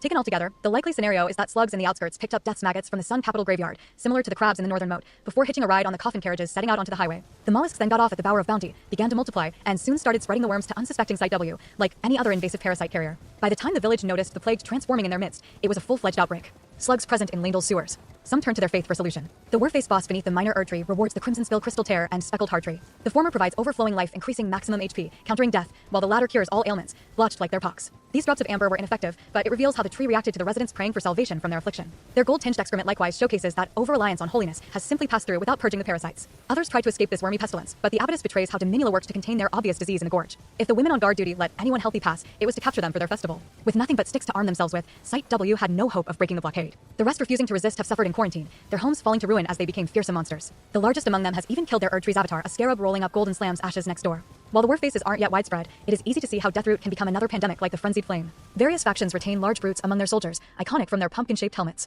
The description to one spirit ashes reveals them to be broken gladiators, using the dark space of the helmet to calm their panicking. This assumedly works because that quality is shared with the catacombs they spent so long guarding as gravekeepers. In that case, the cause of their trauma must also originate in those underground graveyards, disturbing their former peace and quiet. When hearing bugs buzzing or seeing blood hemorrhaging, the duelists rage like madmen despite the helmets. Although this makes them useful as berserkers, it also makes them unpredictable. We can witness one rampaging through his ally encampment on Altus Plateau. Perhaps he heard a dragonfly pass them by, but it suggests that it was bugs in the catacombs that bled and ultimately broke them. But what bugs could be so terrifying as to drive hardened warriors beaten into submission mad? The specifics lie with the cemetery shade, the gravekeeper serving since before the duelist entered the catacombs under King Radagon. True to their name, these shadows of the graveyard appear pitch black as their bodies radiate a wispy smoke, glowing white eyes reinforcing the eeriness.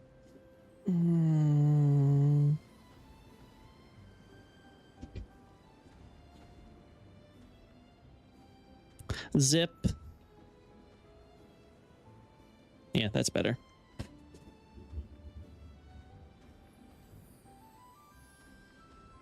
There you go. But what bugs could be so terrifying as to drive hardened warriors beaten into submission mad? The specifics lie with the cemetery shade, the gravekeeper serving since before the duelist entered the catacombs under King Radagon. True to their name, these shadows of the graveyard appear pitch black as their bodies radiate a wispy smoke, glowing white eyes reinforcing the eeriness, as does the insect sitting atop their craniums. A cross between a spider crab and Baphomet moth, the bug helps the shade in battle, immobilizing targets with a mass of green webbing it whips up to shoot. Combined with the shade's ability to move them both around in the form of black smoke, the creature can easily grab caught prey to devour. However, this apparent symbiosis may be more parasitic in nature. The association with shadow plus consistent appearance in areas with living skeletons implies that the gravekeeper gained its power from the Rune of Death. With 2 clean holes through the torso and its head twisting 180 degrees while performing spinning slashes, it certainly seems more ghoulish than anything, and what does that say about the bug benefiting from this twisted state? Put simply, the gravekeeper has most likely been transformed by another spawn of Godwyn. Strands of black ooze hang from the insect's legs and seldom, the shade, who has said ooze dripping from his mouth and recently exposed guts. Guzzling down the raw shadow of the Golden Order would unsurprisingly transform someone into a shadow, not quite dead or alive. Add the way the bug comes to sit on the shade's head, and it may be controlling the keeper as its mindless throne through a shared connection to death.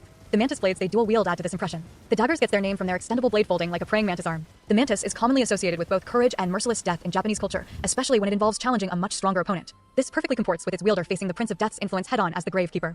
A diligence to duty is undoubtedly what led to their downfall. From the mud on the shade's hands, the gravekeepers spent time digging up something in their graveyards. In all likelihood, this is death root. We find the root stored in chests within the Black Knife Catacombs and Jalmir Hero's grave, both home to cemetery shades. This doesn't hold true in other cases, but there are mitigating factors to explain the shade's absence. For the hidden path to the Hallowed Tree or Giant's Mountaintops Catacomb, they may have perished to the resident bosses, a stray mimic tear and ulcerated tree spirit, respectively. Taken into consideration, the gravekeepers are probably responsible for uprooting the disease plaguing their cemeteries at their source. And if they got so close to the source of the living dead, then it is only nature for them to encounter the Rune of Death's insects. The scenario for the duelists is straightforward. While bravely attempting to remove the source of skeletons rising up, the bug latched onto the senior gravekeeper's face, like it does to us during battle. But instead of just tearing the head apart, it forced the black tar down his throat, shadow consuming the body wholesale. The bug then came to sat on his head, death turning him into its throne. Seeing what became of the old hands, the gladiators were understandably horrified. The veteran fighters may have been able to put down their former co-workers in most cases, but the experience left them scarred. Fans might object on grounds that the insect doesn't buzz, but its chirping like a cricket is also a wing sound, and so this is probably just an oversight. The shades do cause hemorrhaging with their blades, which is absent from the mantis blade we obtained, so they do seem to deliberately invoke the pumpkin head spears. Overall, the cemetery shade, with all its body horror, is the most liable cause for breaking the arena's champions.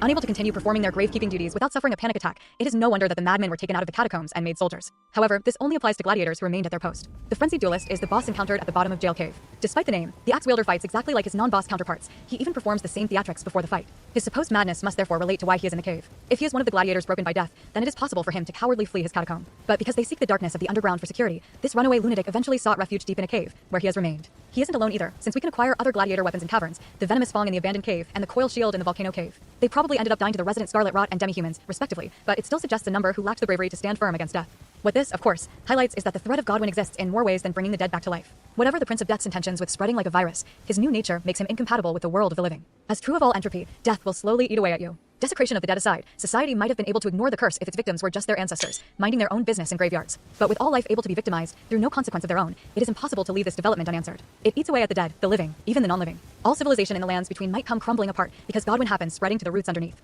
The moment the Erdtree Kingdom began to notice, it was time for its people to decide their reaction. Godwyn Knight's Convert.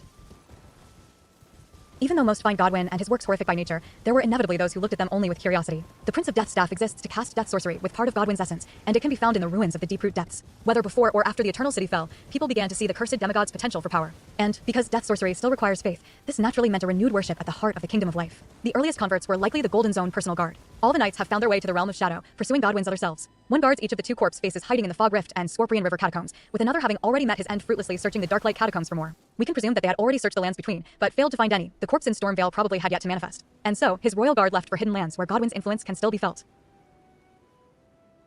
They do this for the age of the Dustborn they predict will come. We bring about this age by adding the Mending Rune of Death, which combines the 2 centipede marks to form a complete wheel. That ring becomes a second life for the first dead of the demigods, a rune of shadow and gold which permits both to coexist in the order. In other words, makes living in life and death equally part of the Elden Ring's regulation for the world. It is why these death knights adorn their helmets with the centipede wheel as a halo, them acting as the holy messengers of a new order heralded by their death prince. The golden ring, looking eaten away by insects, is their vow to continue serving Godwyn even if he violates life with his spawn. Their skull death mask is proof of solidarity with those who live in death like him. Perhaps they feel guilty for failing to prevent the Golden's assassination, but these royal bodyguards now devote themselves to defending him in all his iterations as the corpses spread life and death for the new order. They aren't alone. Joining the knights in the catacombs are sorcerers. Despite their corpse-like appearance, these men aren't counted among the living dead, though they definitely bear a deep association with death. Cradled in their robes, clinging to their chests, rests a dead baby, the face practically a skull. Wherever they retrieved it from, the symbolism is obvious. FIA refers to the mending rune of death as Godwyn's child, so harboring a dead baby signifies their own solidarity with the planned age of the Dustborn. To that end, the sorcerers have followed the Prince of Death's guard into the catacombs, living an ascetic's life with their simple dagger and wand as they become covered in cobwebs and fungi. Asceticism is certainly the comparison, since their staves lack any glintstone at the tip like the Staff of Loss. And yet, the death sorcery they devote themselves to learning in their lengthy seclusion has been nothing like the invisibility sorceries of Celian ascetics. The spells produced with the wheel centipede sigil function similar to glintstone nails, only exhibiting pale gold crystal and ghost flame. The latter can be explained from the glove work the sorcerer carries on his person, but the crystal is more curious. The combination of gold and death, of course, mirrors the state of both Godwyn and his sought-after child, but why channel it with a simple metal wand lacking crystal? The Prince of Death's staff empowers traditional arts of death with golden amber sullied by Godwyn's black ooze. However, it may be because the catacomb sorcerers rely on an alternate source. Several surround themselves with the yellow fulgur blooms the Death Knights left in their wake, fighting through imps. Dressed like stereotypical medieval alchemists, perhaps the sorcerers extract the gold from lightning, which conducts through metal. The sorcerers are likely erstwhile subscribers of Golden Order fundamentalism, maybe even former Erdtree priests, hence their intelligence and faith for death sorcery and ability to work with plants. The need for golden lightning certainly explains their choice to follow the Death Knights into the realm of shadow. And from there, they have spent their time studying death in whatever form they find it. In their case, it mainly involves conjuring golden crystals which break apart as they are consumed by the flames of death.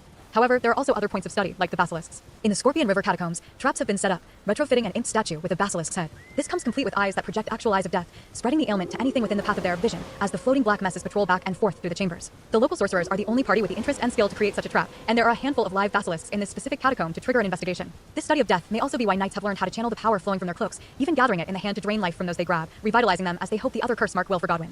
Also following them were the ancient dragon knights hoping to learn their technique as part of their former cult. The recipes they compiled can be collected from corpses in the Fog Rift and Scorpion River catacombs, and those say much about their journey. The Knights of Leyndell were able to learn how to craft better lightning grease, but also the red lightning pot, which requires the party travel as far as Jagged Peak to witness Farum Azula's traitorous kindred. Clearly, they've learned much from the realm of shadow as Godwyn's personal guard searched for catacombs across the land.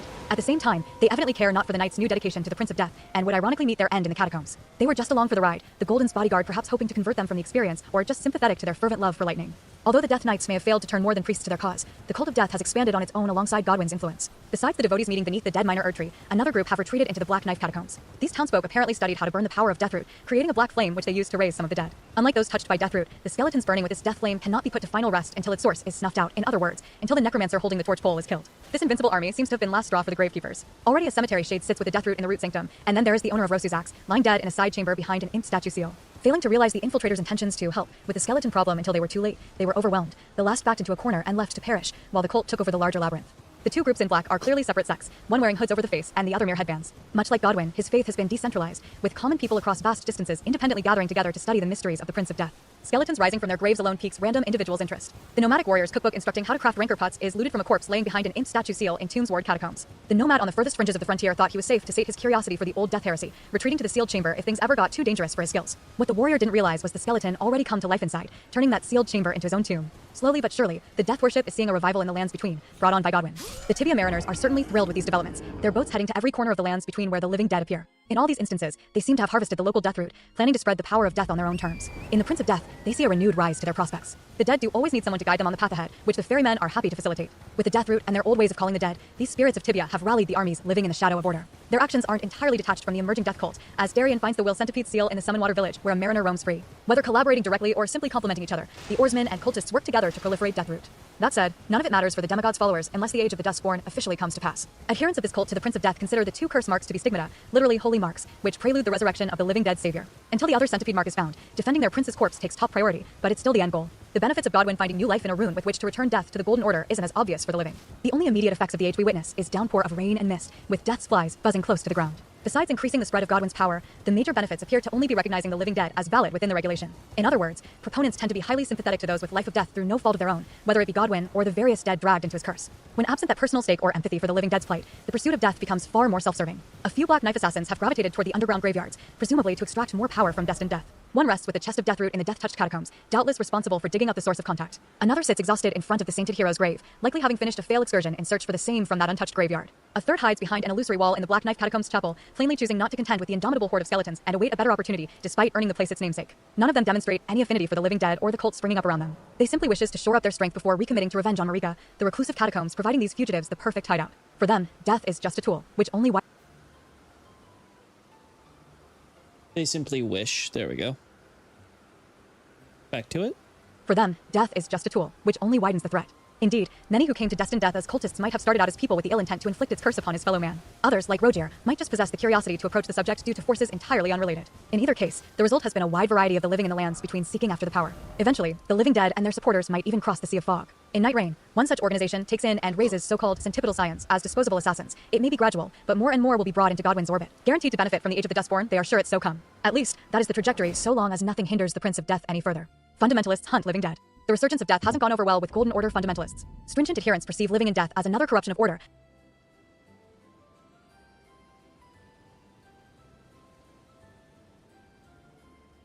Okay, yeah. I thought so. I was like, that doesn't sound right. They sure is to come. I mixed up the T and the S.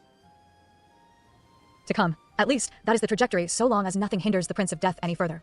Fundamentalists hunt living dead. The resurgence of death hasn't gone over well with Golden Order fundamentalists. Stringent adherents perceive living in death as another corruption of order, Godwin and his ilk requiring a proper death to be brought back into line. It doesn't help that his cult symbol is a centipede, making it easy to point to their fetishes for answers to the living dead's contradiction. If the golden centipede symbolizes the reconciling of corruption within order, then they need to do their part and drown death's centipede in gold. To be sure, the power of golden life can counter the life in death, holiness canceling the corrupted skeleton's immortality at its source before they can revive. Darian further argues that such fanaticism is the natural conclusion of following the Elden Ring as your guiding light. Those who live in death distract from the proper guidance of order, so must be exterminated without exception. For proof, he points to Rogier, who continues pursuing the subject even after mortally wounded by Godwin. In the end, death eats away at humans until they are destroyed, body and soul. For that reason, fundamentalism has given rise to living dead hunters, using Order's blade to strike down those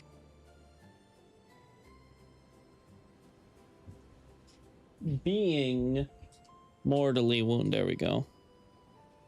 For that reason, fundamentalism has given rise to living dead hunters, using Order's blade to strike down those who corrupt gold's logic. Fundamentalist missionaries further support them with new tools for the hunt. For defense, they invented rejuvenating boluses, combining golden centipedes with crystal cave moss and Ducus turba to counteract death with the added power of the arcane stars. For offense, they fashioned a better holy water pot, adding a golden centipede to a ritual pot with an untarnished golden sun power before sealing it with twice the mushrooms. Thanks to these crafts, the hunters are able to safely confront the living dead and their allies with the holy regulation of gold always available. It isn't just for them. The bolus recipe is sold by the merchant camping in the mountaintops of the giants, the missionary probably once heading to Castle Sol to share the hunter's protection in light of all the death roots surrounding the place. However, the hunters have definitely been the most effective in using the works of gold to push back against the corruption, writing a litany of proper death.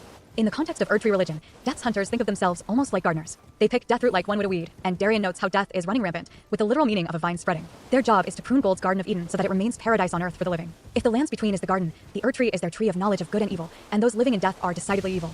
Hunting those who live in death is therefore pruning the leaves to get at the root, eradicating them literally meaning to cut at the root or root out. All their language paints their work as necessary to bringing order to nature and thus preserve its beauty for the world. The soulless are unsightly weeds growing on the vine. Can these pruners provide a proper death if they have no souls to return to the Erdtree? Perhaps not, but ending their life in death is as precise as it can get within the bounds of the Golden Order.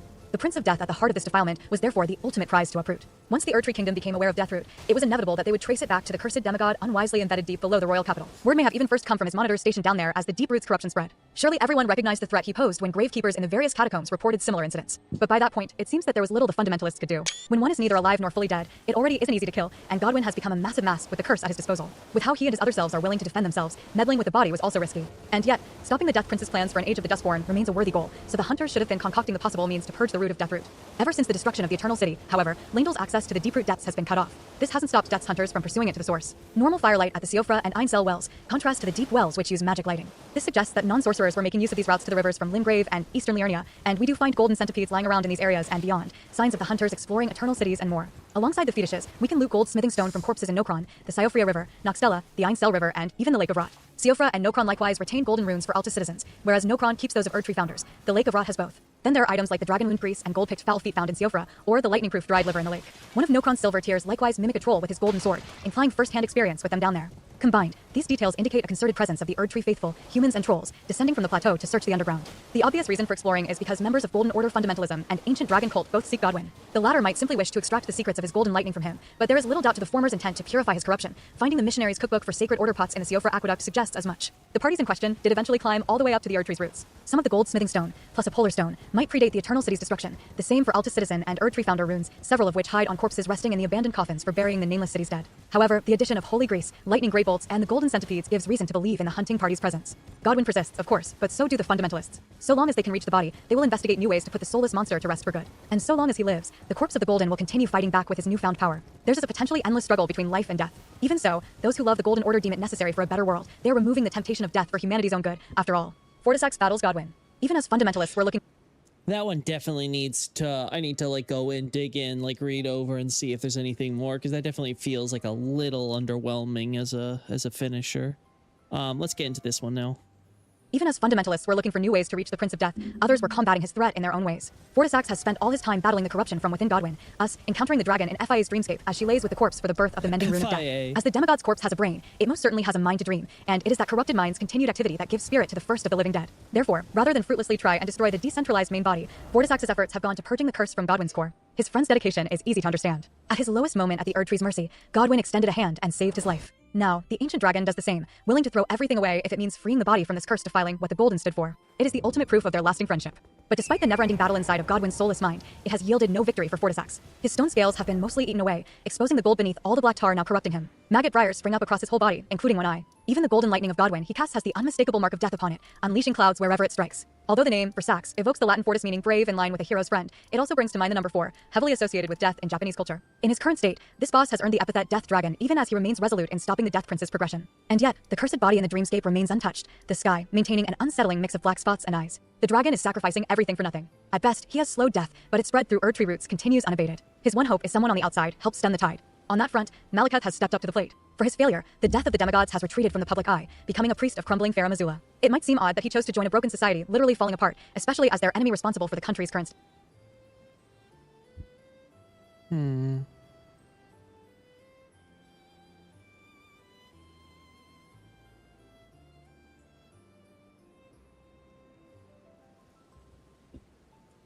Might not have to be here specifically, but we should...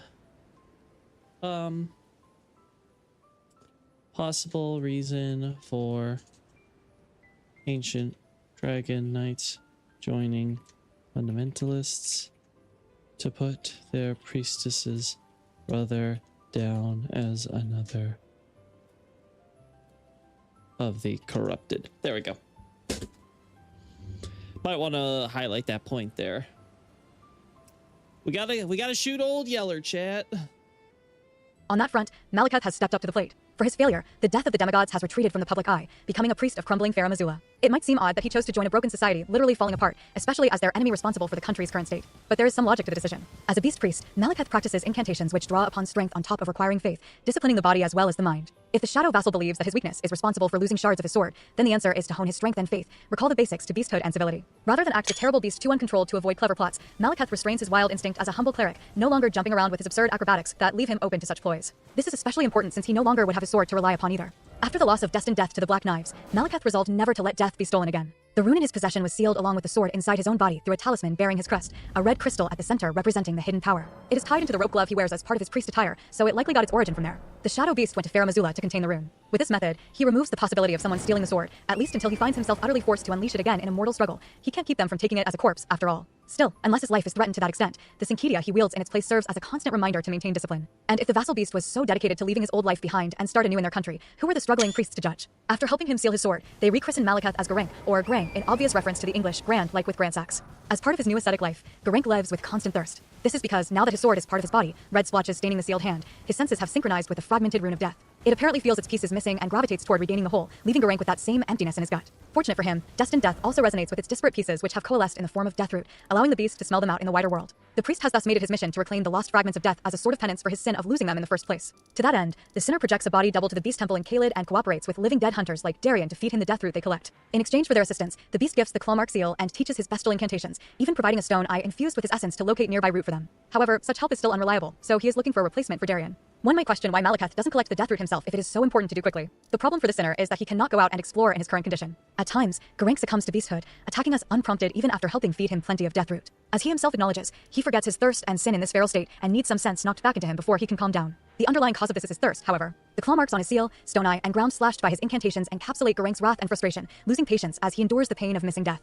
No matter how much Death Root we feed him, it is never enough. He doesn't even care that he tastes Godwyn's corpse mixed in. He just needs to feel the least bit sated to maintain sanity. With all the priest's willpower devoted to his discipline, he can't afford to leave the cloistered life. The best he can promise is to no longer lose himself, suppressing the wild beast wanting to rampage until he receives the next Death Root. In this helpless state, the clergyman relies on his Black Blade kindred now more than ever, Malekith's old bodyguards blocking the path to him at both the Forbidden Lands and Grael's Dragon Barrow. He also brought with him to Farum Azula a grotesque Erd Tree Sentinel, the Draconic Guard probably hoping to acquire more of Red Lightning's power in the course of accompanying the beast sequestered in the Grand Temple. None of them can alleviate the pangs, a constant reminder of his failure, stoking the beast's rage only to earn him yet more irritation. This self-hatred reaches its peak after finally smelling no more Death Root despite continuing to thirst for more. The priest's projection departs Caled, consigned to a life of suffering constant deprivation. It is his cross to bear to keep destined death safe under seal, and his punishment for failing to do it the first time. If not for our intervention, that may well have been his fate, though he refuses to relinquish death even if we helped hide his craving beforehand. The fact that Godrick ignores the Prince of Death shows that even the death of the demigods has no idea how to solve the problem of Godwyn at its source. Even assuming that he knows about the faithful's continued access to the deep root depths thanks to Darien, what can the beast do that they or Fortisax haven't already attempted? He possesses the remains of a shadow, hardly the power that can purify a corrupted cadaver. Even if it is the last piece the priest needs to consign the curse to oblivion,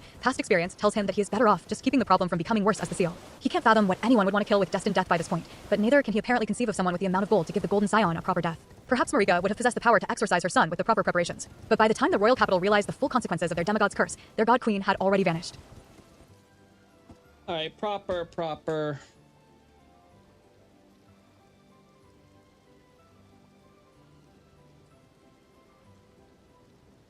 Let's change that to true.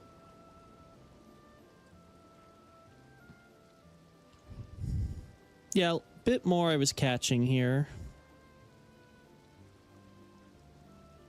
Some of these transitions I think could use a little more work, but they're not the worst in the world.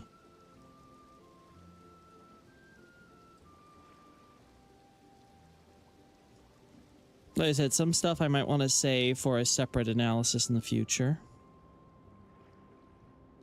Because this will be going before Order's Breaking, but after Night of the Black Knife, so it's going to be setting up a lot of stuff. Talk about the talismans in Godrick, for instance.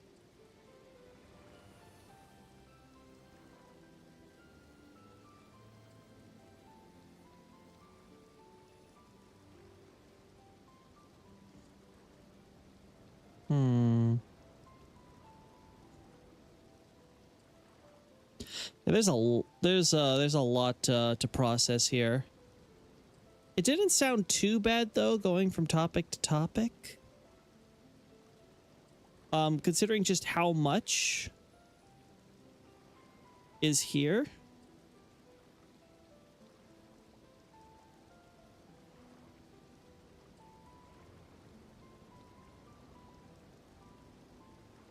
I'm not seeing anything like that I haven't grossly missed either.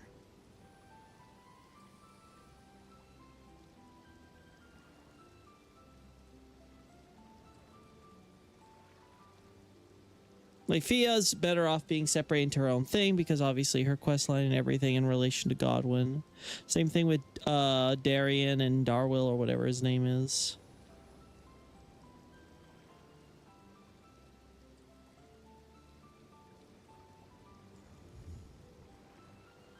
Yeah, the thing is, Godwyn's definitely one of those where we have so much lore on it, but it's also very easy to summarize, like to condense it. So it's mostly just talk about individual enemy types and stuff and how they all fit in to the larger narrative about Destined Death.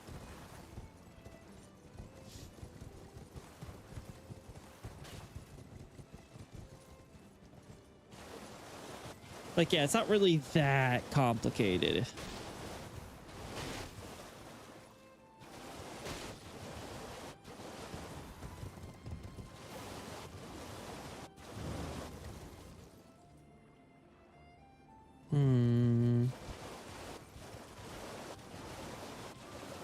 All right, the others are really short. But I think if we're done here, we can put them on, and then we'll wrap things up then.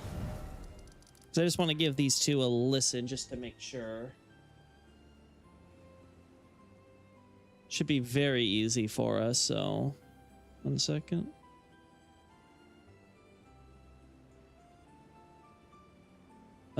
Let's start with Room Bear. I'm gonna also open Bloodhound Knights isn't done, so Vulgar Militia. There we go. I'll admit, in my rush to get Vulgar Militia done, I did not do the comment stuff so well. Like I should have written out the full thing for the spirit and stuff, but it's fine. It's fine. I'll fix it in redrafts. All right.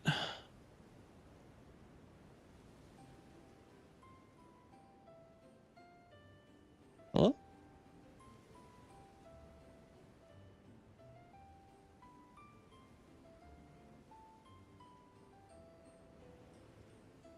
Uh-huh.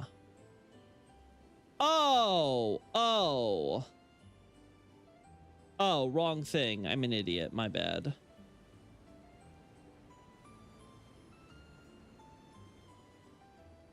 There we go. So happens when you're not stupid like me.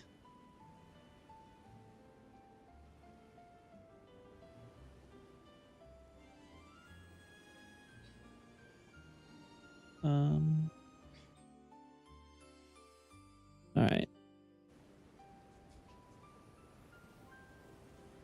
Okay, there you go. For all the wildlife populating the lands between, none leave as much of an impression as the rune bear. The size of 10 brown bears, this hulking mass of muscle and teeth knocks over trees in its rampage, sprinting after prey at ferocious speeds. Its claws smash through the earth, and its literal bear hug crushes bones before its jaws swing the body around like a chew toy. Even when outside of its immediate grasp, the creature's bestial roar throws its opponents off balance. Anyone would be intimidated to see this lumbering predator pass you by, and it is a relief when it is distracted by something as simple as a tree turned into a scratch post. Even so, the beast is more than just a monster. Many a rune bear appears to lead a sloth of brown bears, respected as the alpha in the same way as white wolves and gray wolf packs. Said alphas might similarly congregate with each other. They thus can be social animals, though they are perfectly happy to den alone.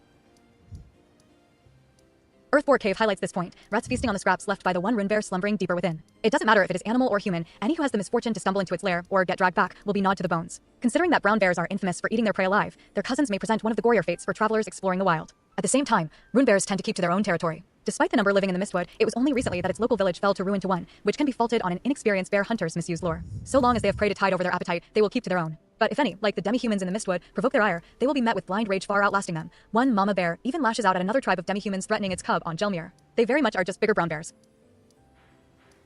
However, rune bears still stand out for their namesake, a pale yellow character faintly glowing across their large chests. Without a single incantation or other holy magic to their name, the power of this rune seems to only justify the beast's incredible size and power. Indeed, we witness even larger, stronger, red bears among the crucible beasts in the northern realm of Shadow, local rune bears synchronizing their existing gold with that primordial aspect. This begs questions about the origin of the species. How does a brown bear gain the power of a massive rune? Like boars, the rune bears leave gold-tinged excrement, sometimes a large pile of it. Perhaps then it is simply an excess of the golden runes consumed with their prey. At the same time, this giant rune doesn't manifest on the bears living normally on the snowfields of the northern mountaintops, and they excrete the same dung. If the cold ice is having an effect, then it is possible that the appear has more to do with heat than the actual food.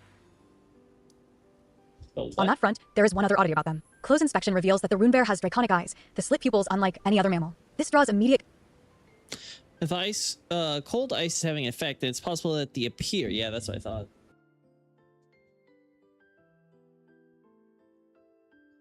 There we go. Let's fix that. Surprised that didn't sound wrong either. That they excrete the same dung. Huh? There we go. Okay, there we go.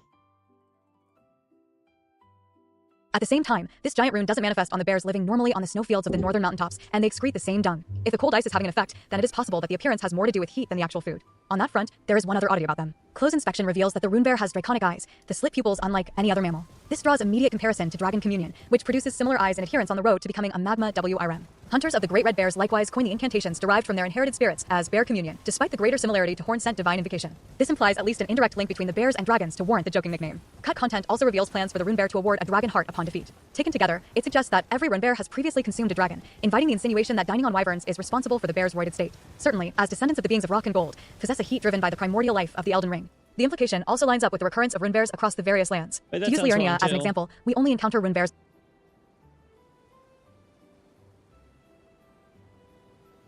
Yeah, there's...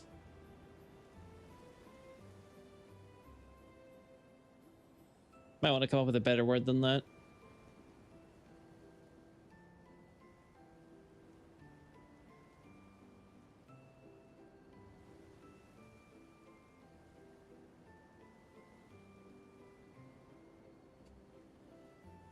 Let's just say they for now. I'll think of it something better. They possess a heat driven by the primordial life of the Elden Ring. The implication also lines up with the recurrence of rune bears across the various lands. To use Liurnia as an example, we only encounter rune bears on the east side, the farthest west being one specimen roaming the edges of the Academy Gate town. Western Liurnia is, of course, territory of the Carians, who swore an oath to defend the region's dragons. And as we see, wyverns only persist on that western side. Therefore, it would be unsurprisingly that only dragons who ventured outside Caria's protection have been preyed upon by bears. That one rune bear may be the single reason that vengeful Smarg hasn't descended upon the sinking town already. The same holds true in the consecrated snowfield, where a large number of rune bears congregate in the ancient forest, reflecting the large dragon population driven there from the mountaintops. The pattern repeats in the highland population, with one bear in Gelmir, two more on Altus Plateau, and another two in the deep root depths, which was once properly connected to the plateau. Then there are the many rune bears in the forest of Raubase, living alongside Ralva while Regalia lurks with a sloth in a grove in Scadu Altus. This makes sense in light of the Faerun colonists' arrival, their hunts sure to prompt many a wyvern to flee south, where they would then be largely preyed upon by the robust bear population. We don't see any in the rest of the realm of shadow because, south of Scadu Altus and Raubase, most wyverns are either long-rotted drifters to the central cemetery or in an active war zone on Jagged Peak. Then there is the rune bear at the border between Caelid and Greyroll's Dragon Barrow plus another denning with its sloth in Dragon Barrow Cave. A small number fitting Greyroll and her broods recent return to the area to escape the Scarlet Rot. Finally, we have the large number in Limgrave, particularly concentrated in the Mistwood, plus the Stray and Weeping Peninsula. Wyverns there were the farthest removed from dragon hunters for the longest time, and so boasted the largest population for rune bears to prey upon. When examined as a whole, the rune bear populations do look indicative of wyverns' movements within the ecosystem. How bears manage to accomplish this feat isn't immediately obvious. Perhaps they pounce on the dragons while they are sleeping, or perhaps the predators just overwhelm the even larger predator with numbers. We do see a huge number of grey wolves descend on a rune bear in the valley north of Mistwood, having apparently infringed on their territory and slaughtered a number of their kind. This may be what first occurred with the wyverns invading long-standing bear territory. Once one was killed and a bear enjoying the lion's share of the meal transformed, it became that much easier for more dragons to fall and more bears to join their ranks. The heat of golden runes indirectly inherited from the ancient dragons turned a fearsome carnivore into an even more dangerous threat, as strong as it is robust. The rune bear in the valley dividing Dragon Barrow from the rest of Caelid looks worse for wear, with fraying and graying fur. This could just be age, but we otherwise only see this kind of rune bear in the consecrated snowfield, specifically when a mimic tear disguised as a noble on the path to the Haligtree transforms into one. The one commonality between both areas is the presence of scarlet rot, which infests a number of enemies along the Haligtree path and permeates all of Caelid. As added evidence, the other rune bear lying deeper in the Dragon Barrow remains unmolested, comporting with the lesser corruption in the area and non-existence of it in its cave den. We can thereby conclude that the grey bears have weathered the rot. If so, then they join Caelid's local dogs and crows in withstanding the decay, with no signs of corruption on their bodies. Rune bears are, to put it plainly, highly resilient to all manner of threats and worth fearing in any habitat. A wise traveler avoids these dragon slayers whenever possible. All right. Yeah, very simple. A lot more in there than I was expecting, but you know, that's normal.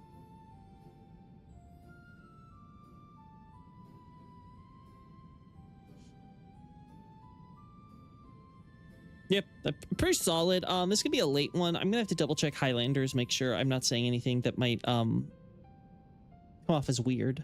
I don't mind mentioning rune bears and passing in earlier stuff, but we shouldn't get too much into the weeds about it. Yeah, we shouldn't get too much into the weeds without you know, waiting for this to do so, right? It's just better if I have it where rune bears is going to be like probably one of the last.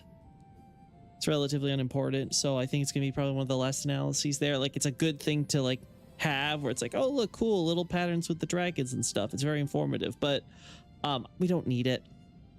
We really don't need it. Yeah, okay.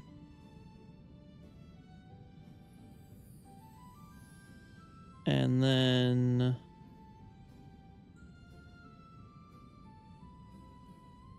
there we go. Now this one looks nice. I don't know why the other one was weirdly off center, but it's fine.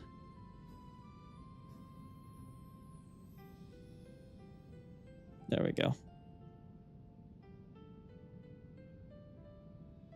Just as there are giants, there are also dwarves in the lands between. These men of small stature, only reaching up to a human's knee, find it hard to subsist in this world of the tall. Being so short, there is little that they can do that the larger races can also, and it is obviously much more inconvenient for them as well. As a result, it is impossible for these dwarven men to gain decent employment based on merit, causing human society to look down on them in every sense. Subjected to scorn for their physically lowly existence, their only choice is to embrace a metaphorically lowly existence also. Thus was the vulgar militia born. Despite the English name, these base soldiers aren't a citizen's army so much as mercenaries. Whether it is the most stomach-turning aftermath to a battle or a place so dangerous it is better left forgotten, they are willing to act as its guardians. They take on the most dishonorable work that no one else will or, for their clients, can afford to.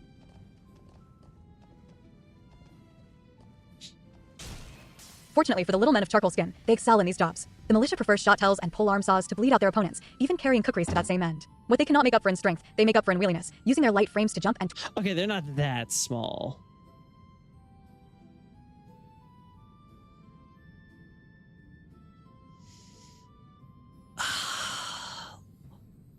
Let's say come up to the waist.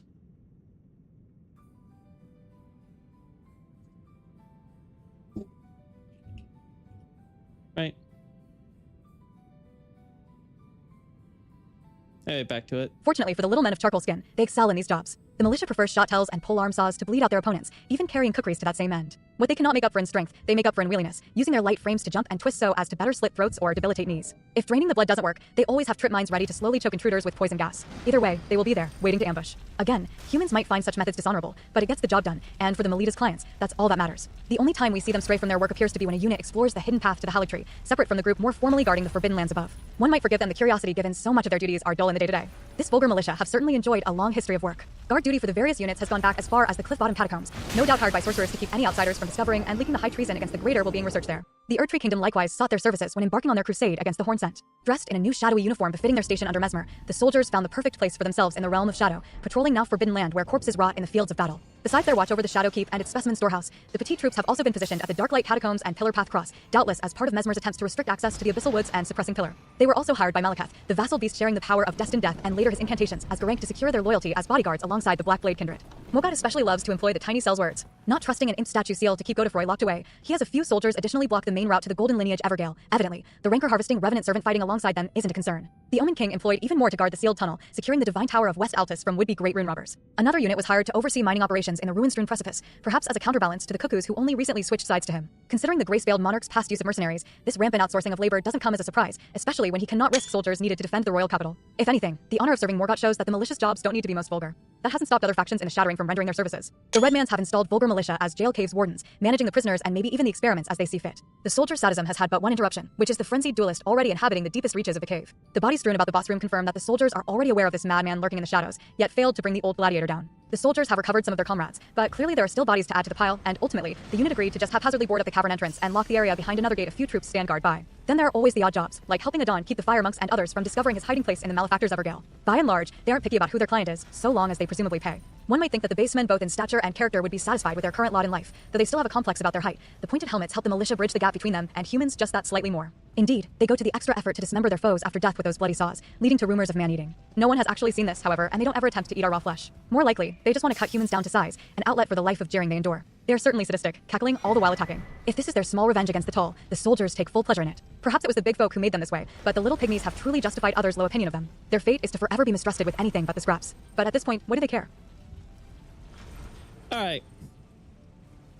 A little abrupt, but I think it's appropriate for them. Looking around here, the only thing I'd really want to confirm is the suppressing pillar stuff. That may or may not be accurate. How would this look?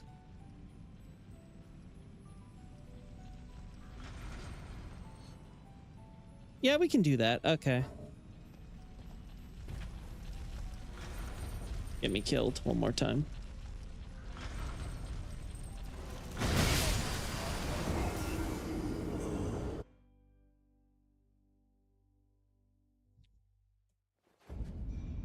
In fact, you know what? Let's do this in a character where the boss is already dead, so I don't have to worry about a lot of this crap. There we go.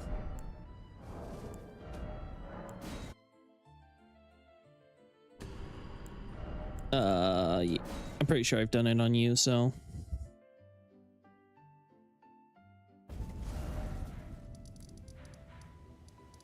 There we go. All right, so looking at overall, a lot of good progress on these. I don't think they're going to need too much work, but I definitely need to review them again and be like, okay, can I tweak this? Can I rewrite this to be better? For sure. Just smooth it all out, really. That's all it really needs. It's not too difficult. Yeah, I could just leave. Good. That's so annoying when I'm leaving the boss alive for my own convenience. Yeah. I also given it more thought, and I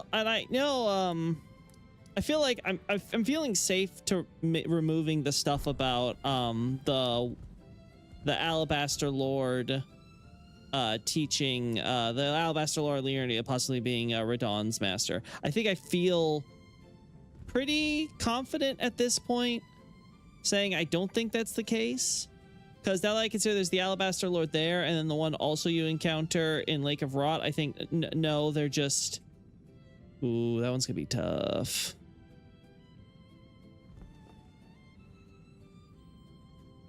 There we go. There we go. Cool. Yeah, like the more I've thought about it now, I'm thinking more along the lines of there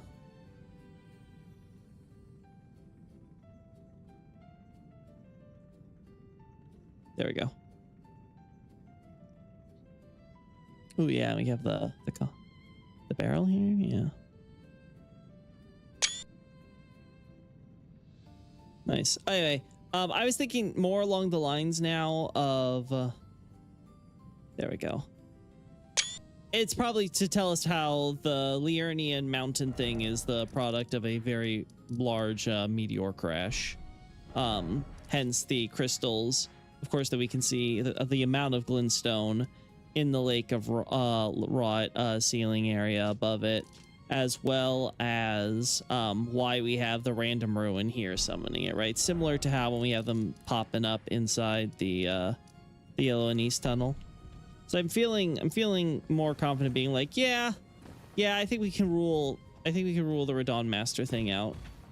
I think they're clearly trying to convey something else with their spawning in the middle of those areas there. It's like, okay, as above, like I was saying in Farm Azula, as above, so below. So yeah, I think we can take that out, and then yeah, and then there's no more of this, right? Yeah, no, okay. Mountain's just an asteroid. Well, yeah, basically. At the very least, the asteroid, like, well, you know how we see like the giant meteor in the boss room of all the areas, right? Like, it's like, it doesn't really matter what the structure of it is. The final boss room will always be where the actual meteor site is, right? And everything else is just kind of like, I guess, the debris, right? I think it's probably something similar here, where like the moment, where is it? There, okay. Like the moment the meteor like crashed, let's assume that this all was carved out by the astrologers over time, right? Like they actually physically mine the area here or whatever, right?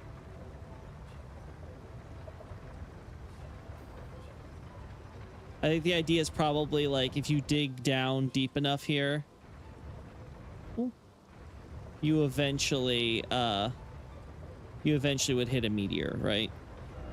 And that all of this is like all the rock and everything that kind of got thrown up and eventually formed into like this mountainous mass filling it or whatever, right?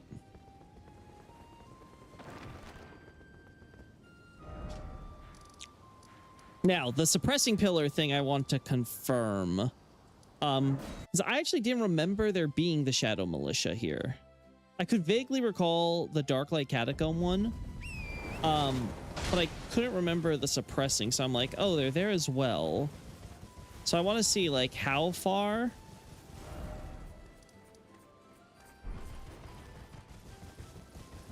Somewhere around the cross path, right? Actually, this is one of those cases where it'd be easier if we, because of their ambush and stuff, it's so annoying to find them, so let's just turn off always stealth for a second.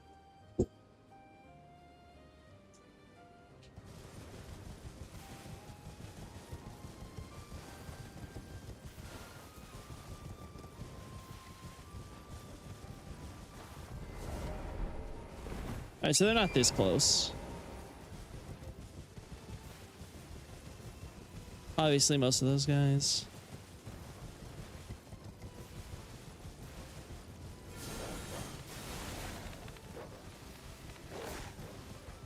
Yeah, I was like, I don't remember them being here. It doesn't look like they are here.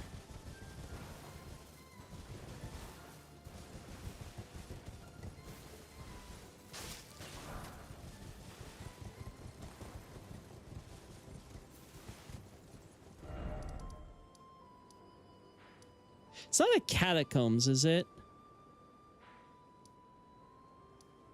I don't think that's the case.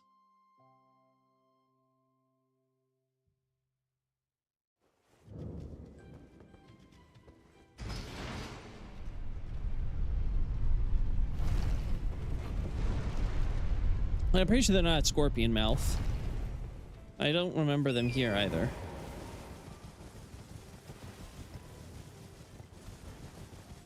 Like, yeah, this is me following the conventional path. They would have appeared by now, right? Okay, so I think... Oh, no. They are here. Okay.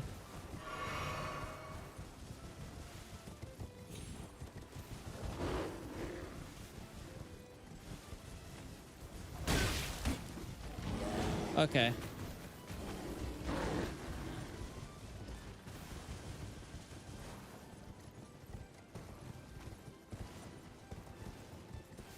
Where the hell are they? No, that's the wrong.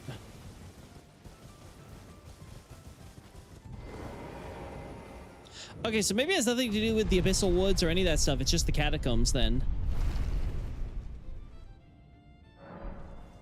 How could no one mention this?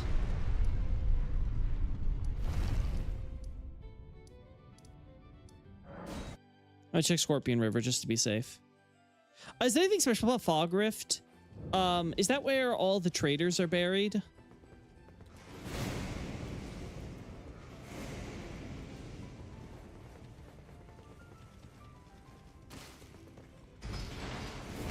Ow.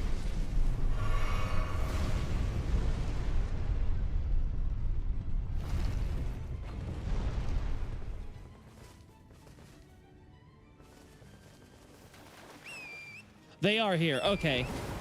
So it's just the catacombs in general. Okay.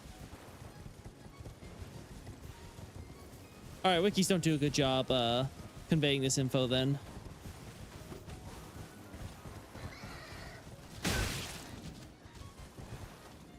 Should definitely factor that in. Interesting they have them guard catacombs.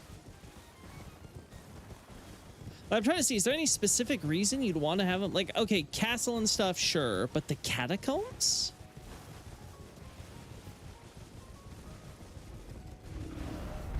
Ah. That was an interesting choice, if you ask me.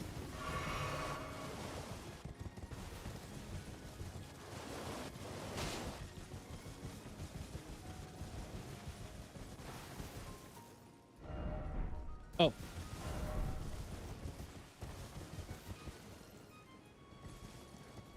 You didn't see me. Go back up here. Go back to the top of Rao. Why'd you fall?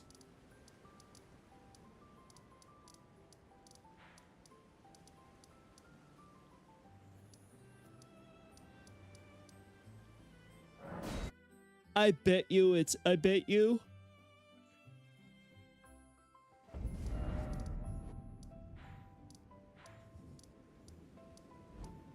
It's not the catacombs for sure.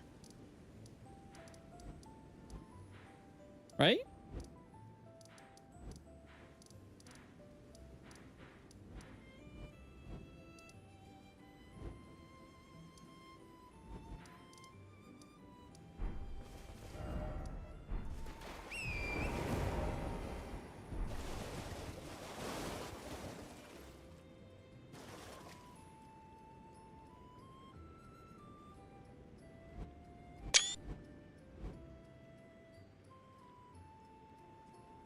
Oh God, why?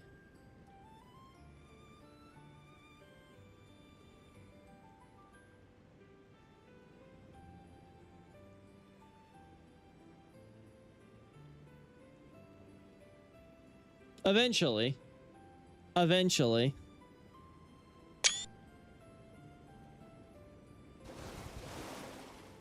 Okay.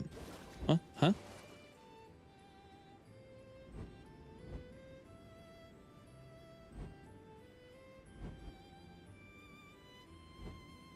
I don't know what that noise is. That's just torrent. I don't remember that. I do not remember that noise.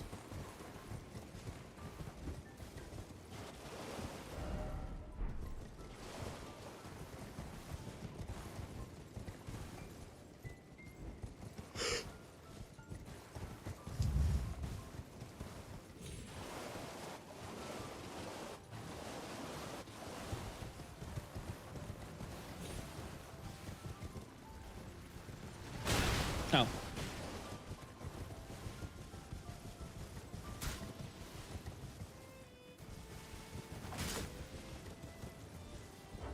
Okay, so they are here.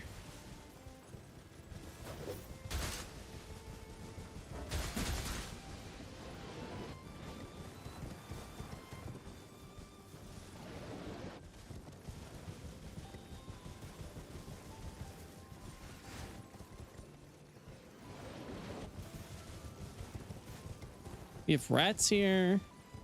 There's that suspicious flower pile with the corpse I've talked about before.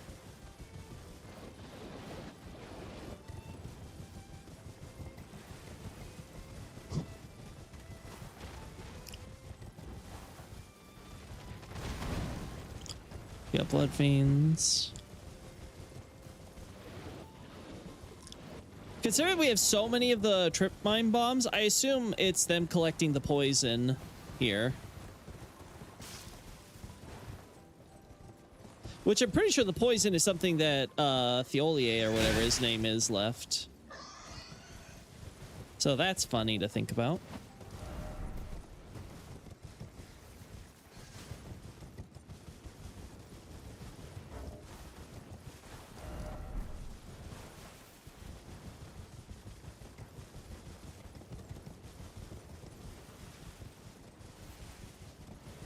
Okay.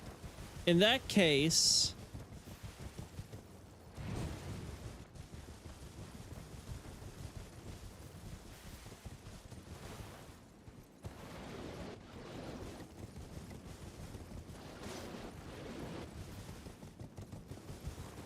Yeah, so we'll just talk about the poison mines. We'll simplify things to say that they're talking about they're guarding catacombs, they're guarding the castle. Oh, and these guys throw poison bombs.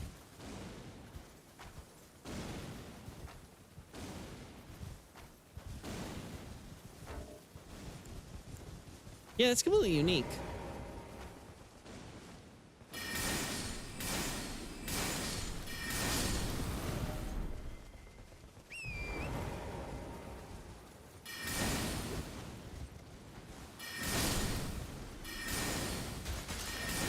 Oh my god, there's so many!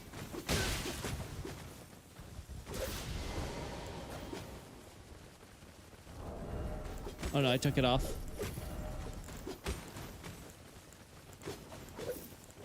Where's my soul? Oh, there it is.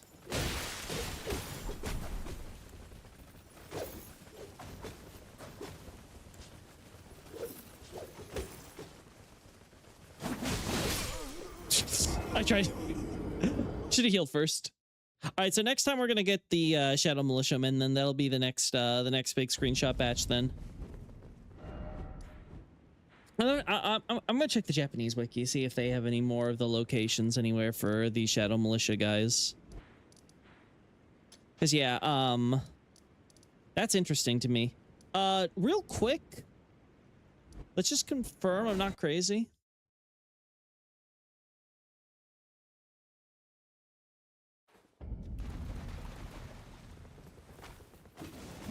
No, they all do the poison thing. Okay, yeah, so they have to be collecting the poison from somewhere.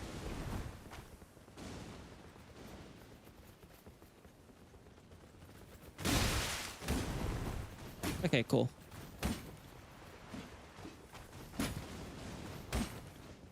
Okay, cool.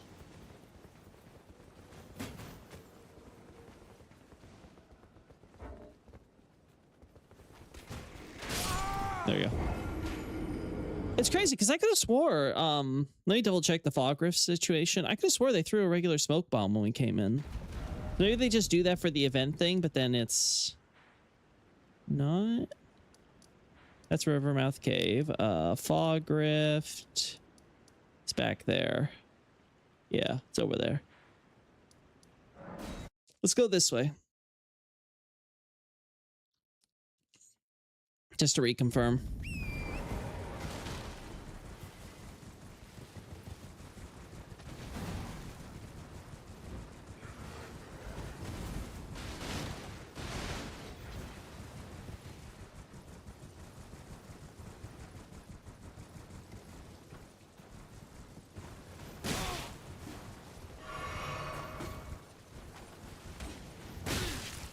Nope, not throwing it, just doing the okay.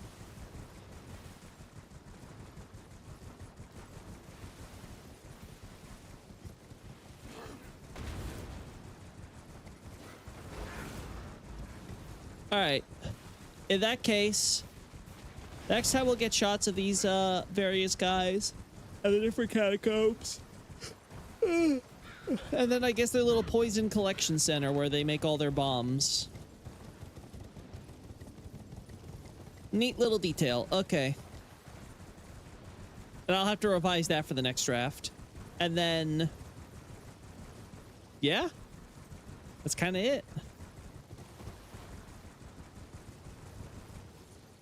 I think, definitely think we can get the drafts done for both Godwin and Far Missoula done this month. Have those out. Probably get the other short ones out.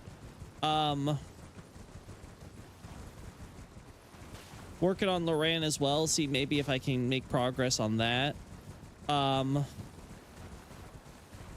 Yeah, actually start making up for the time lost for sure. I definitely feel like I've been slacking, so I'll make sure to give you guys a lot of good stuff to chew on once we get to the final thing. Until then, though, bye-bye.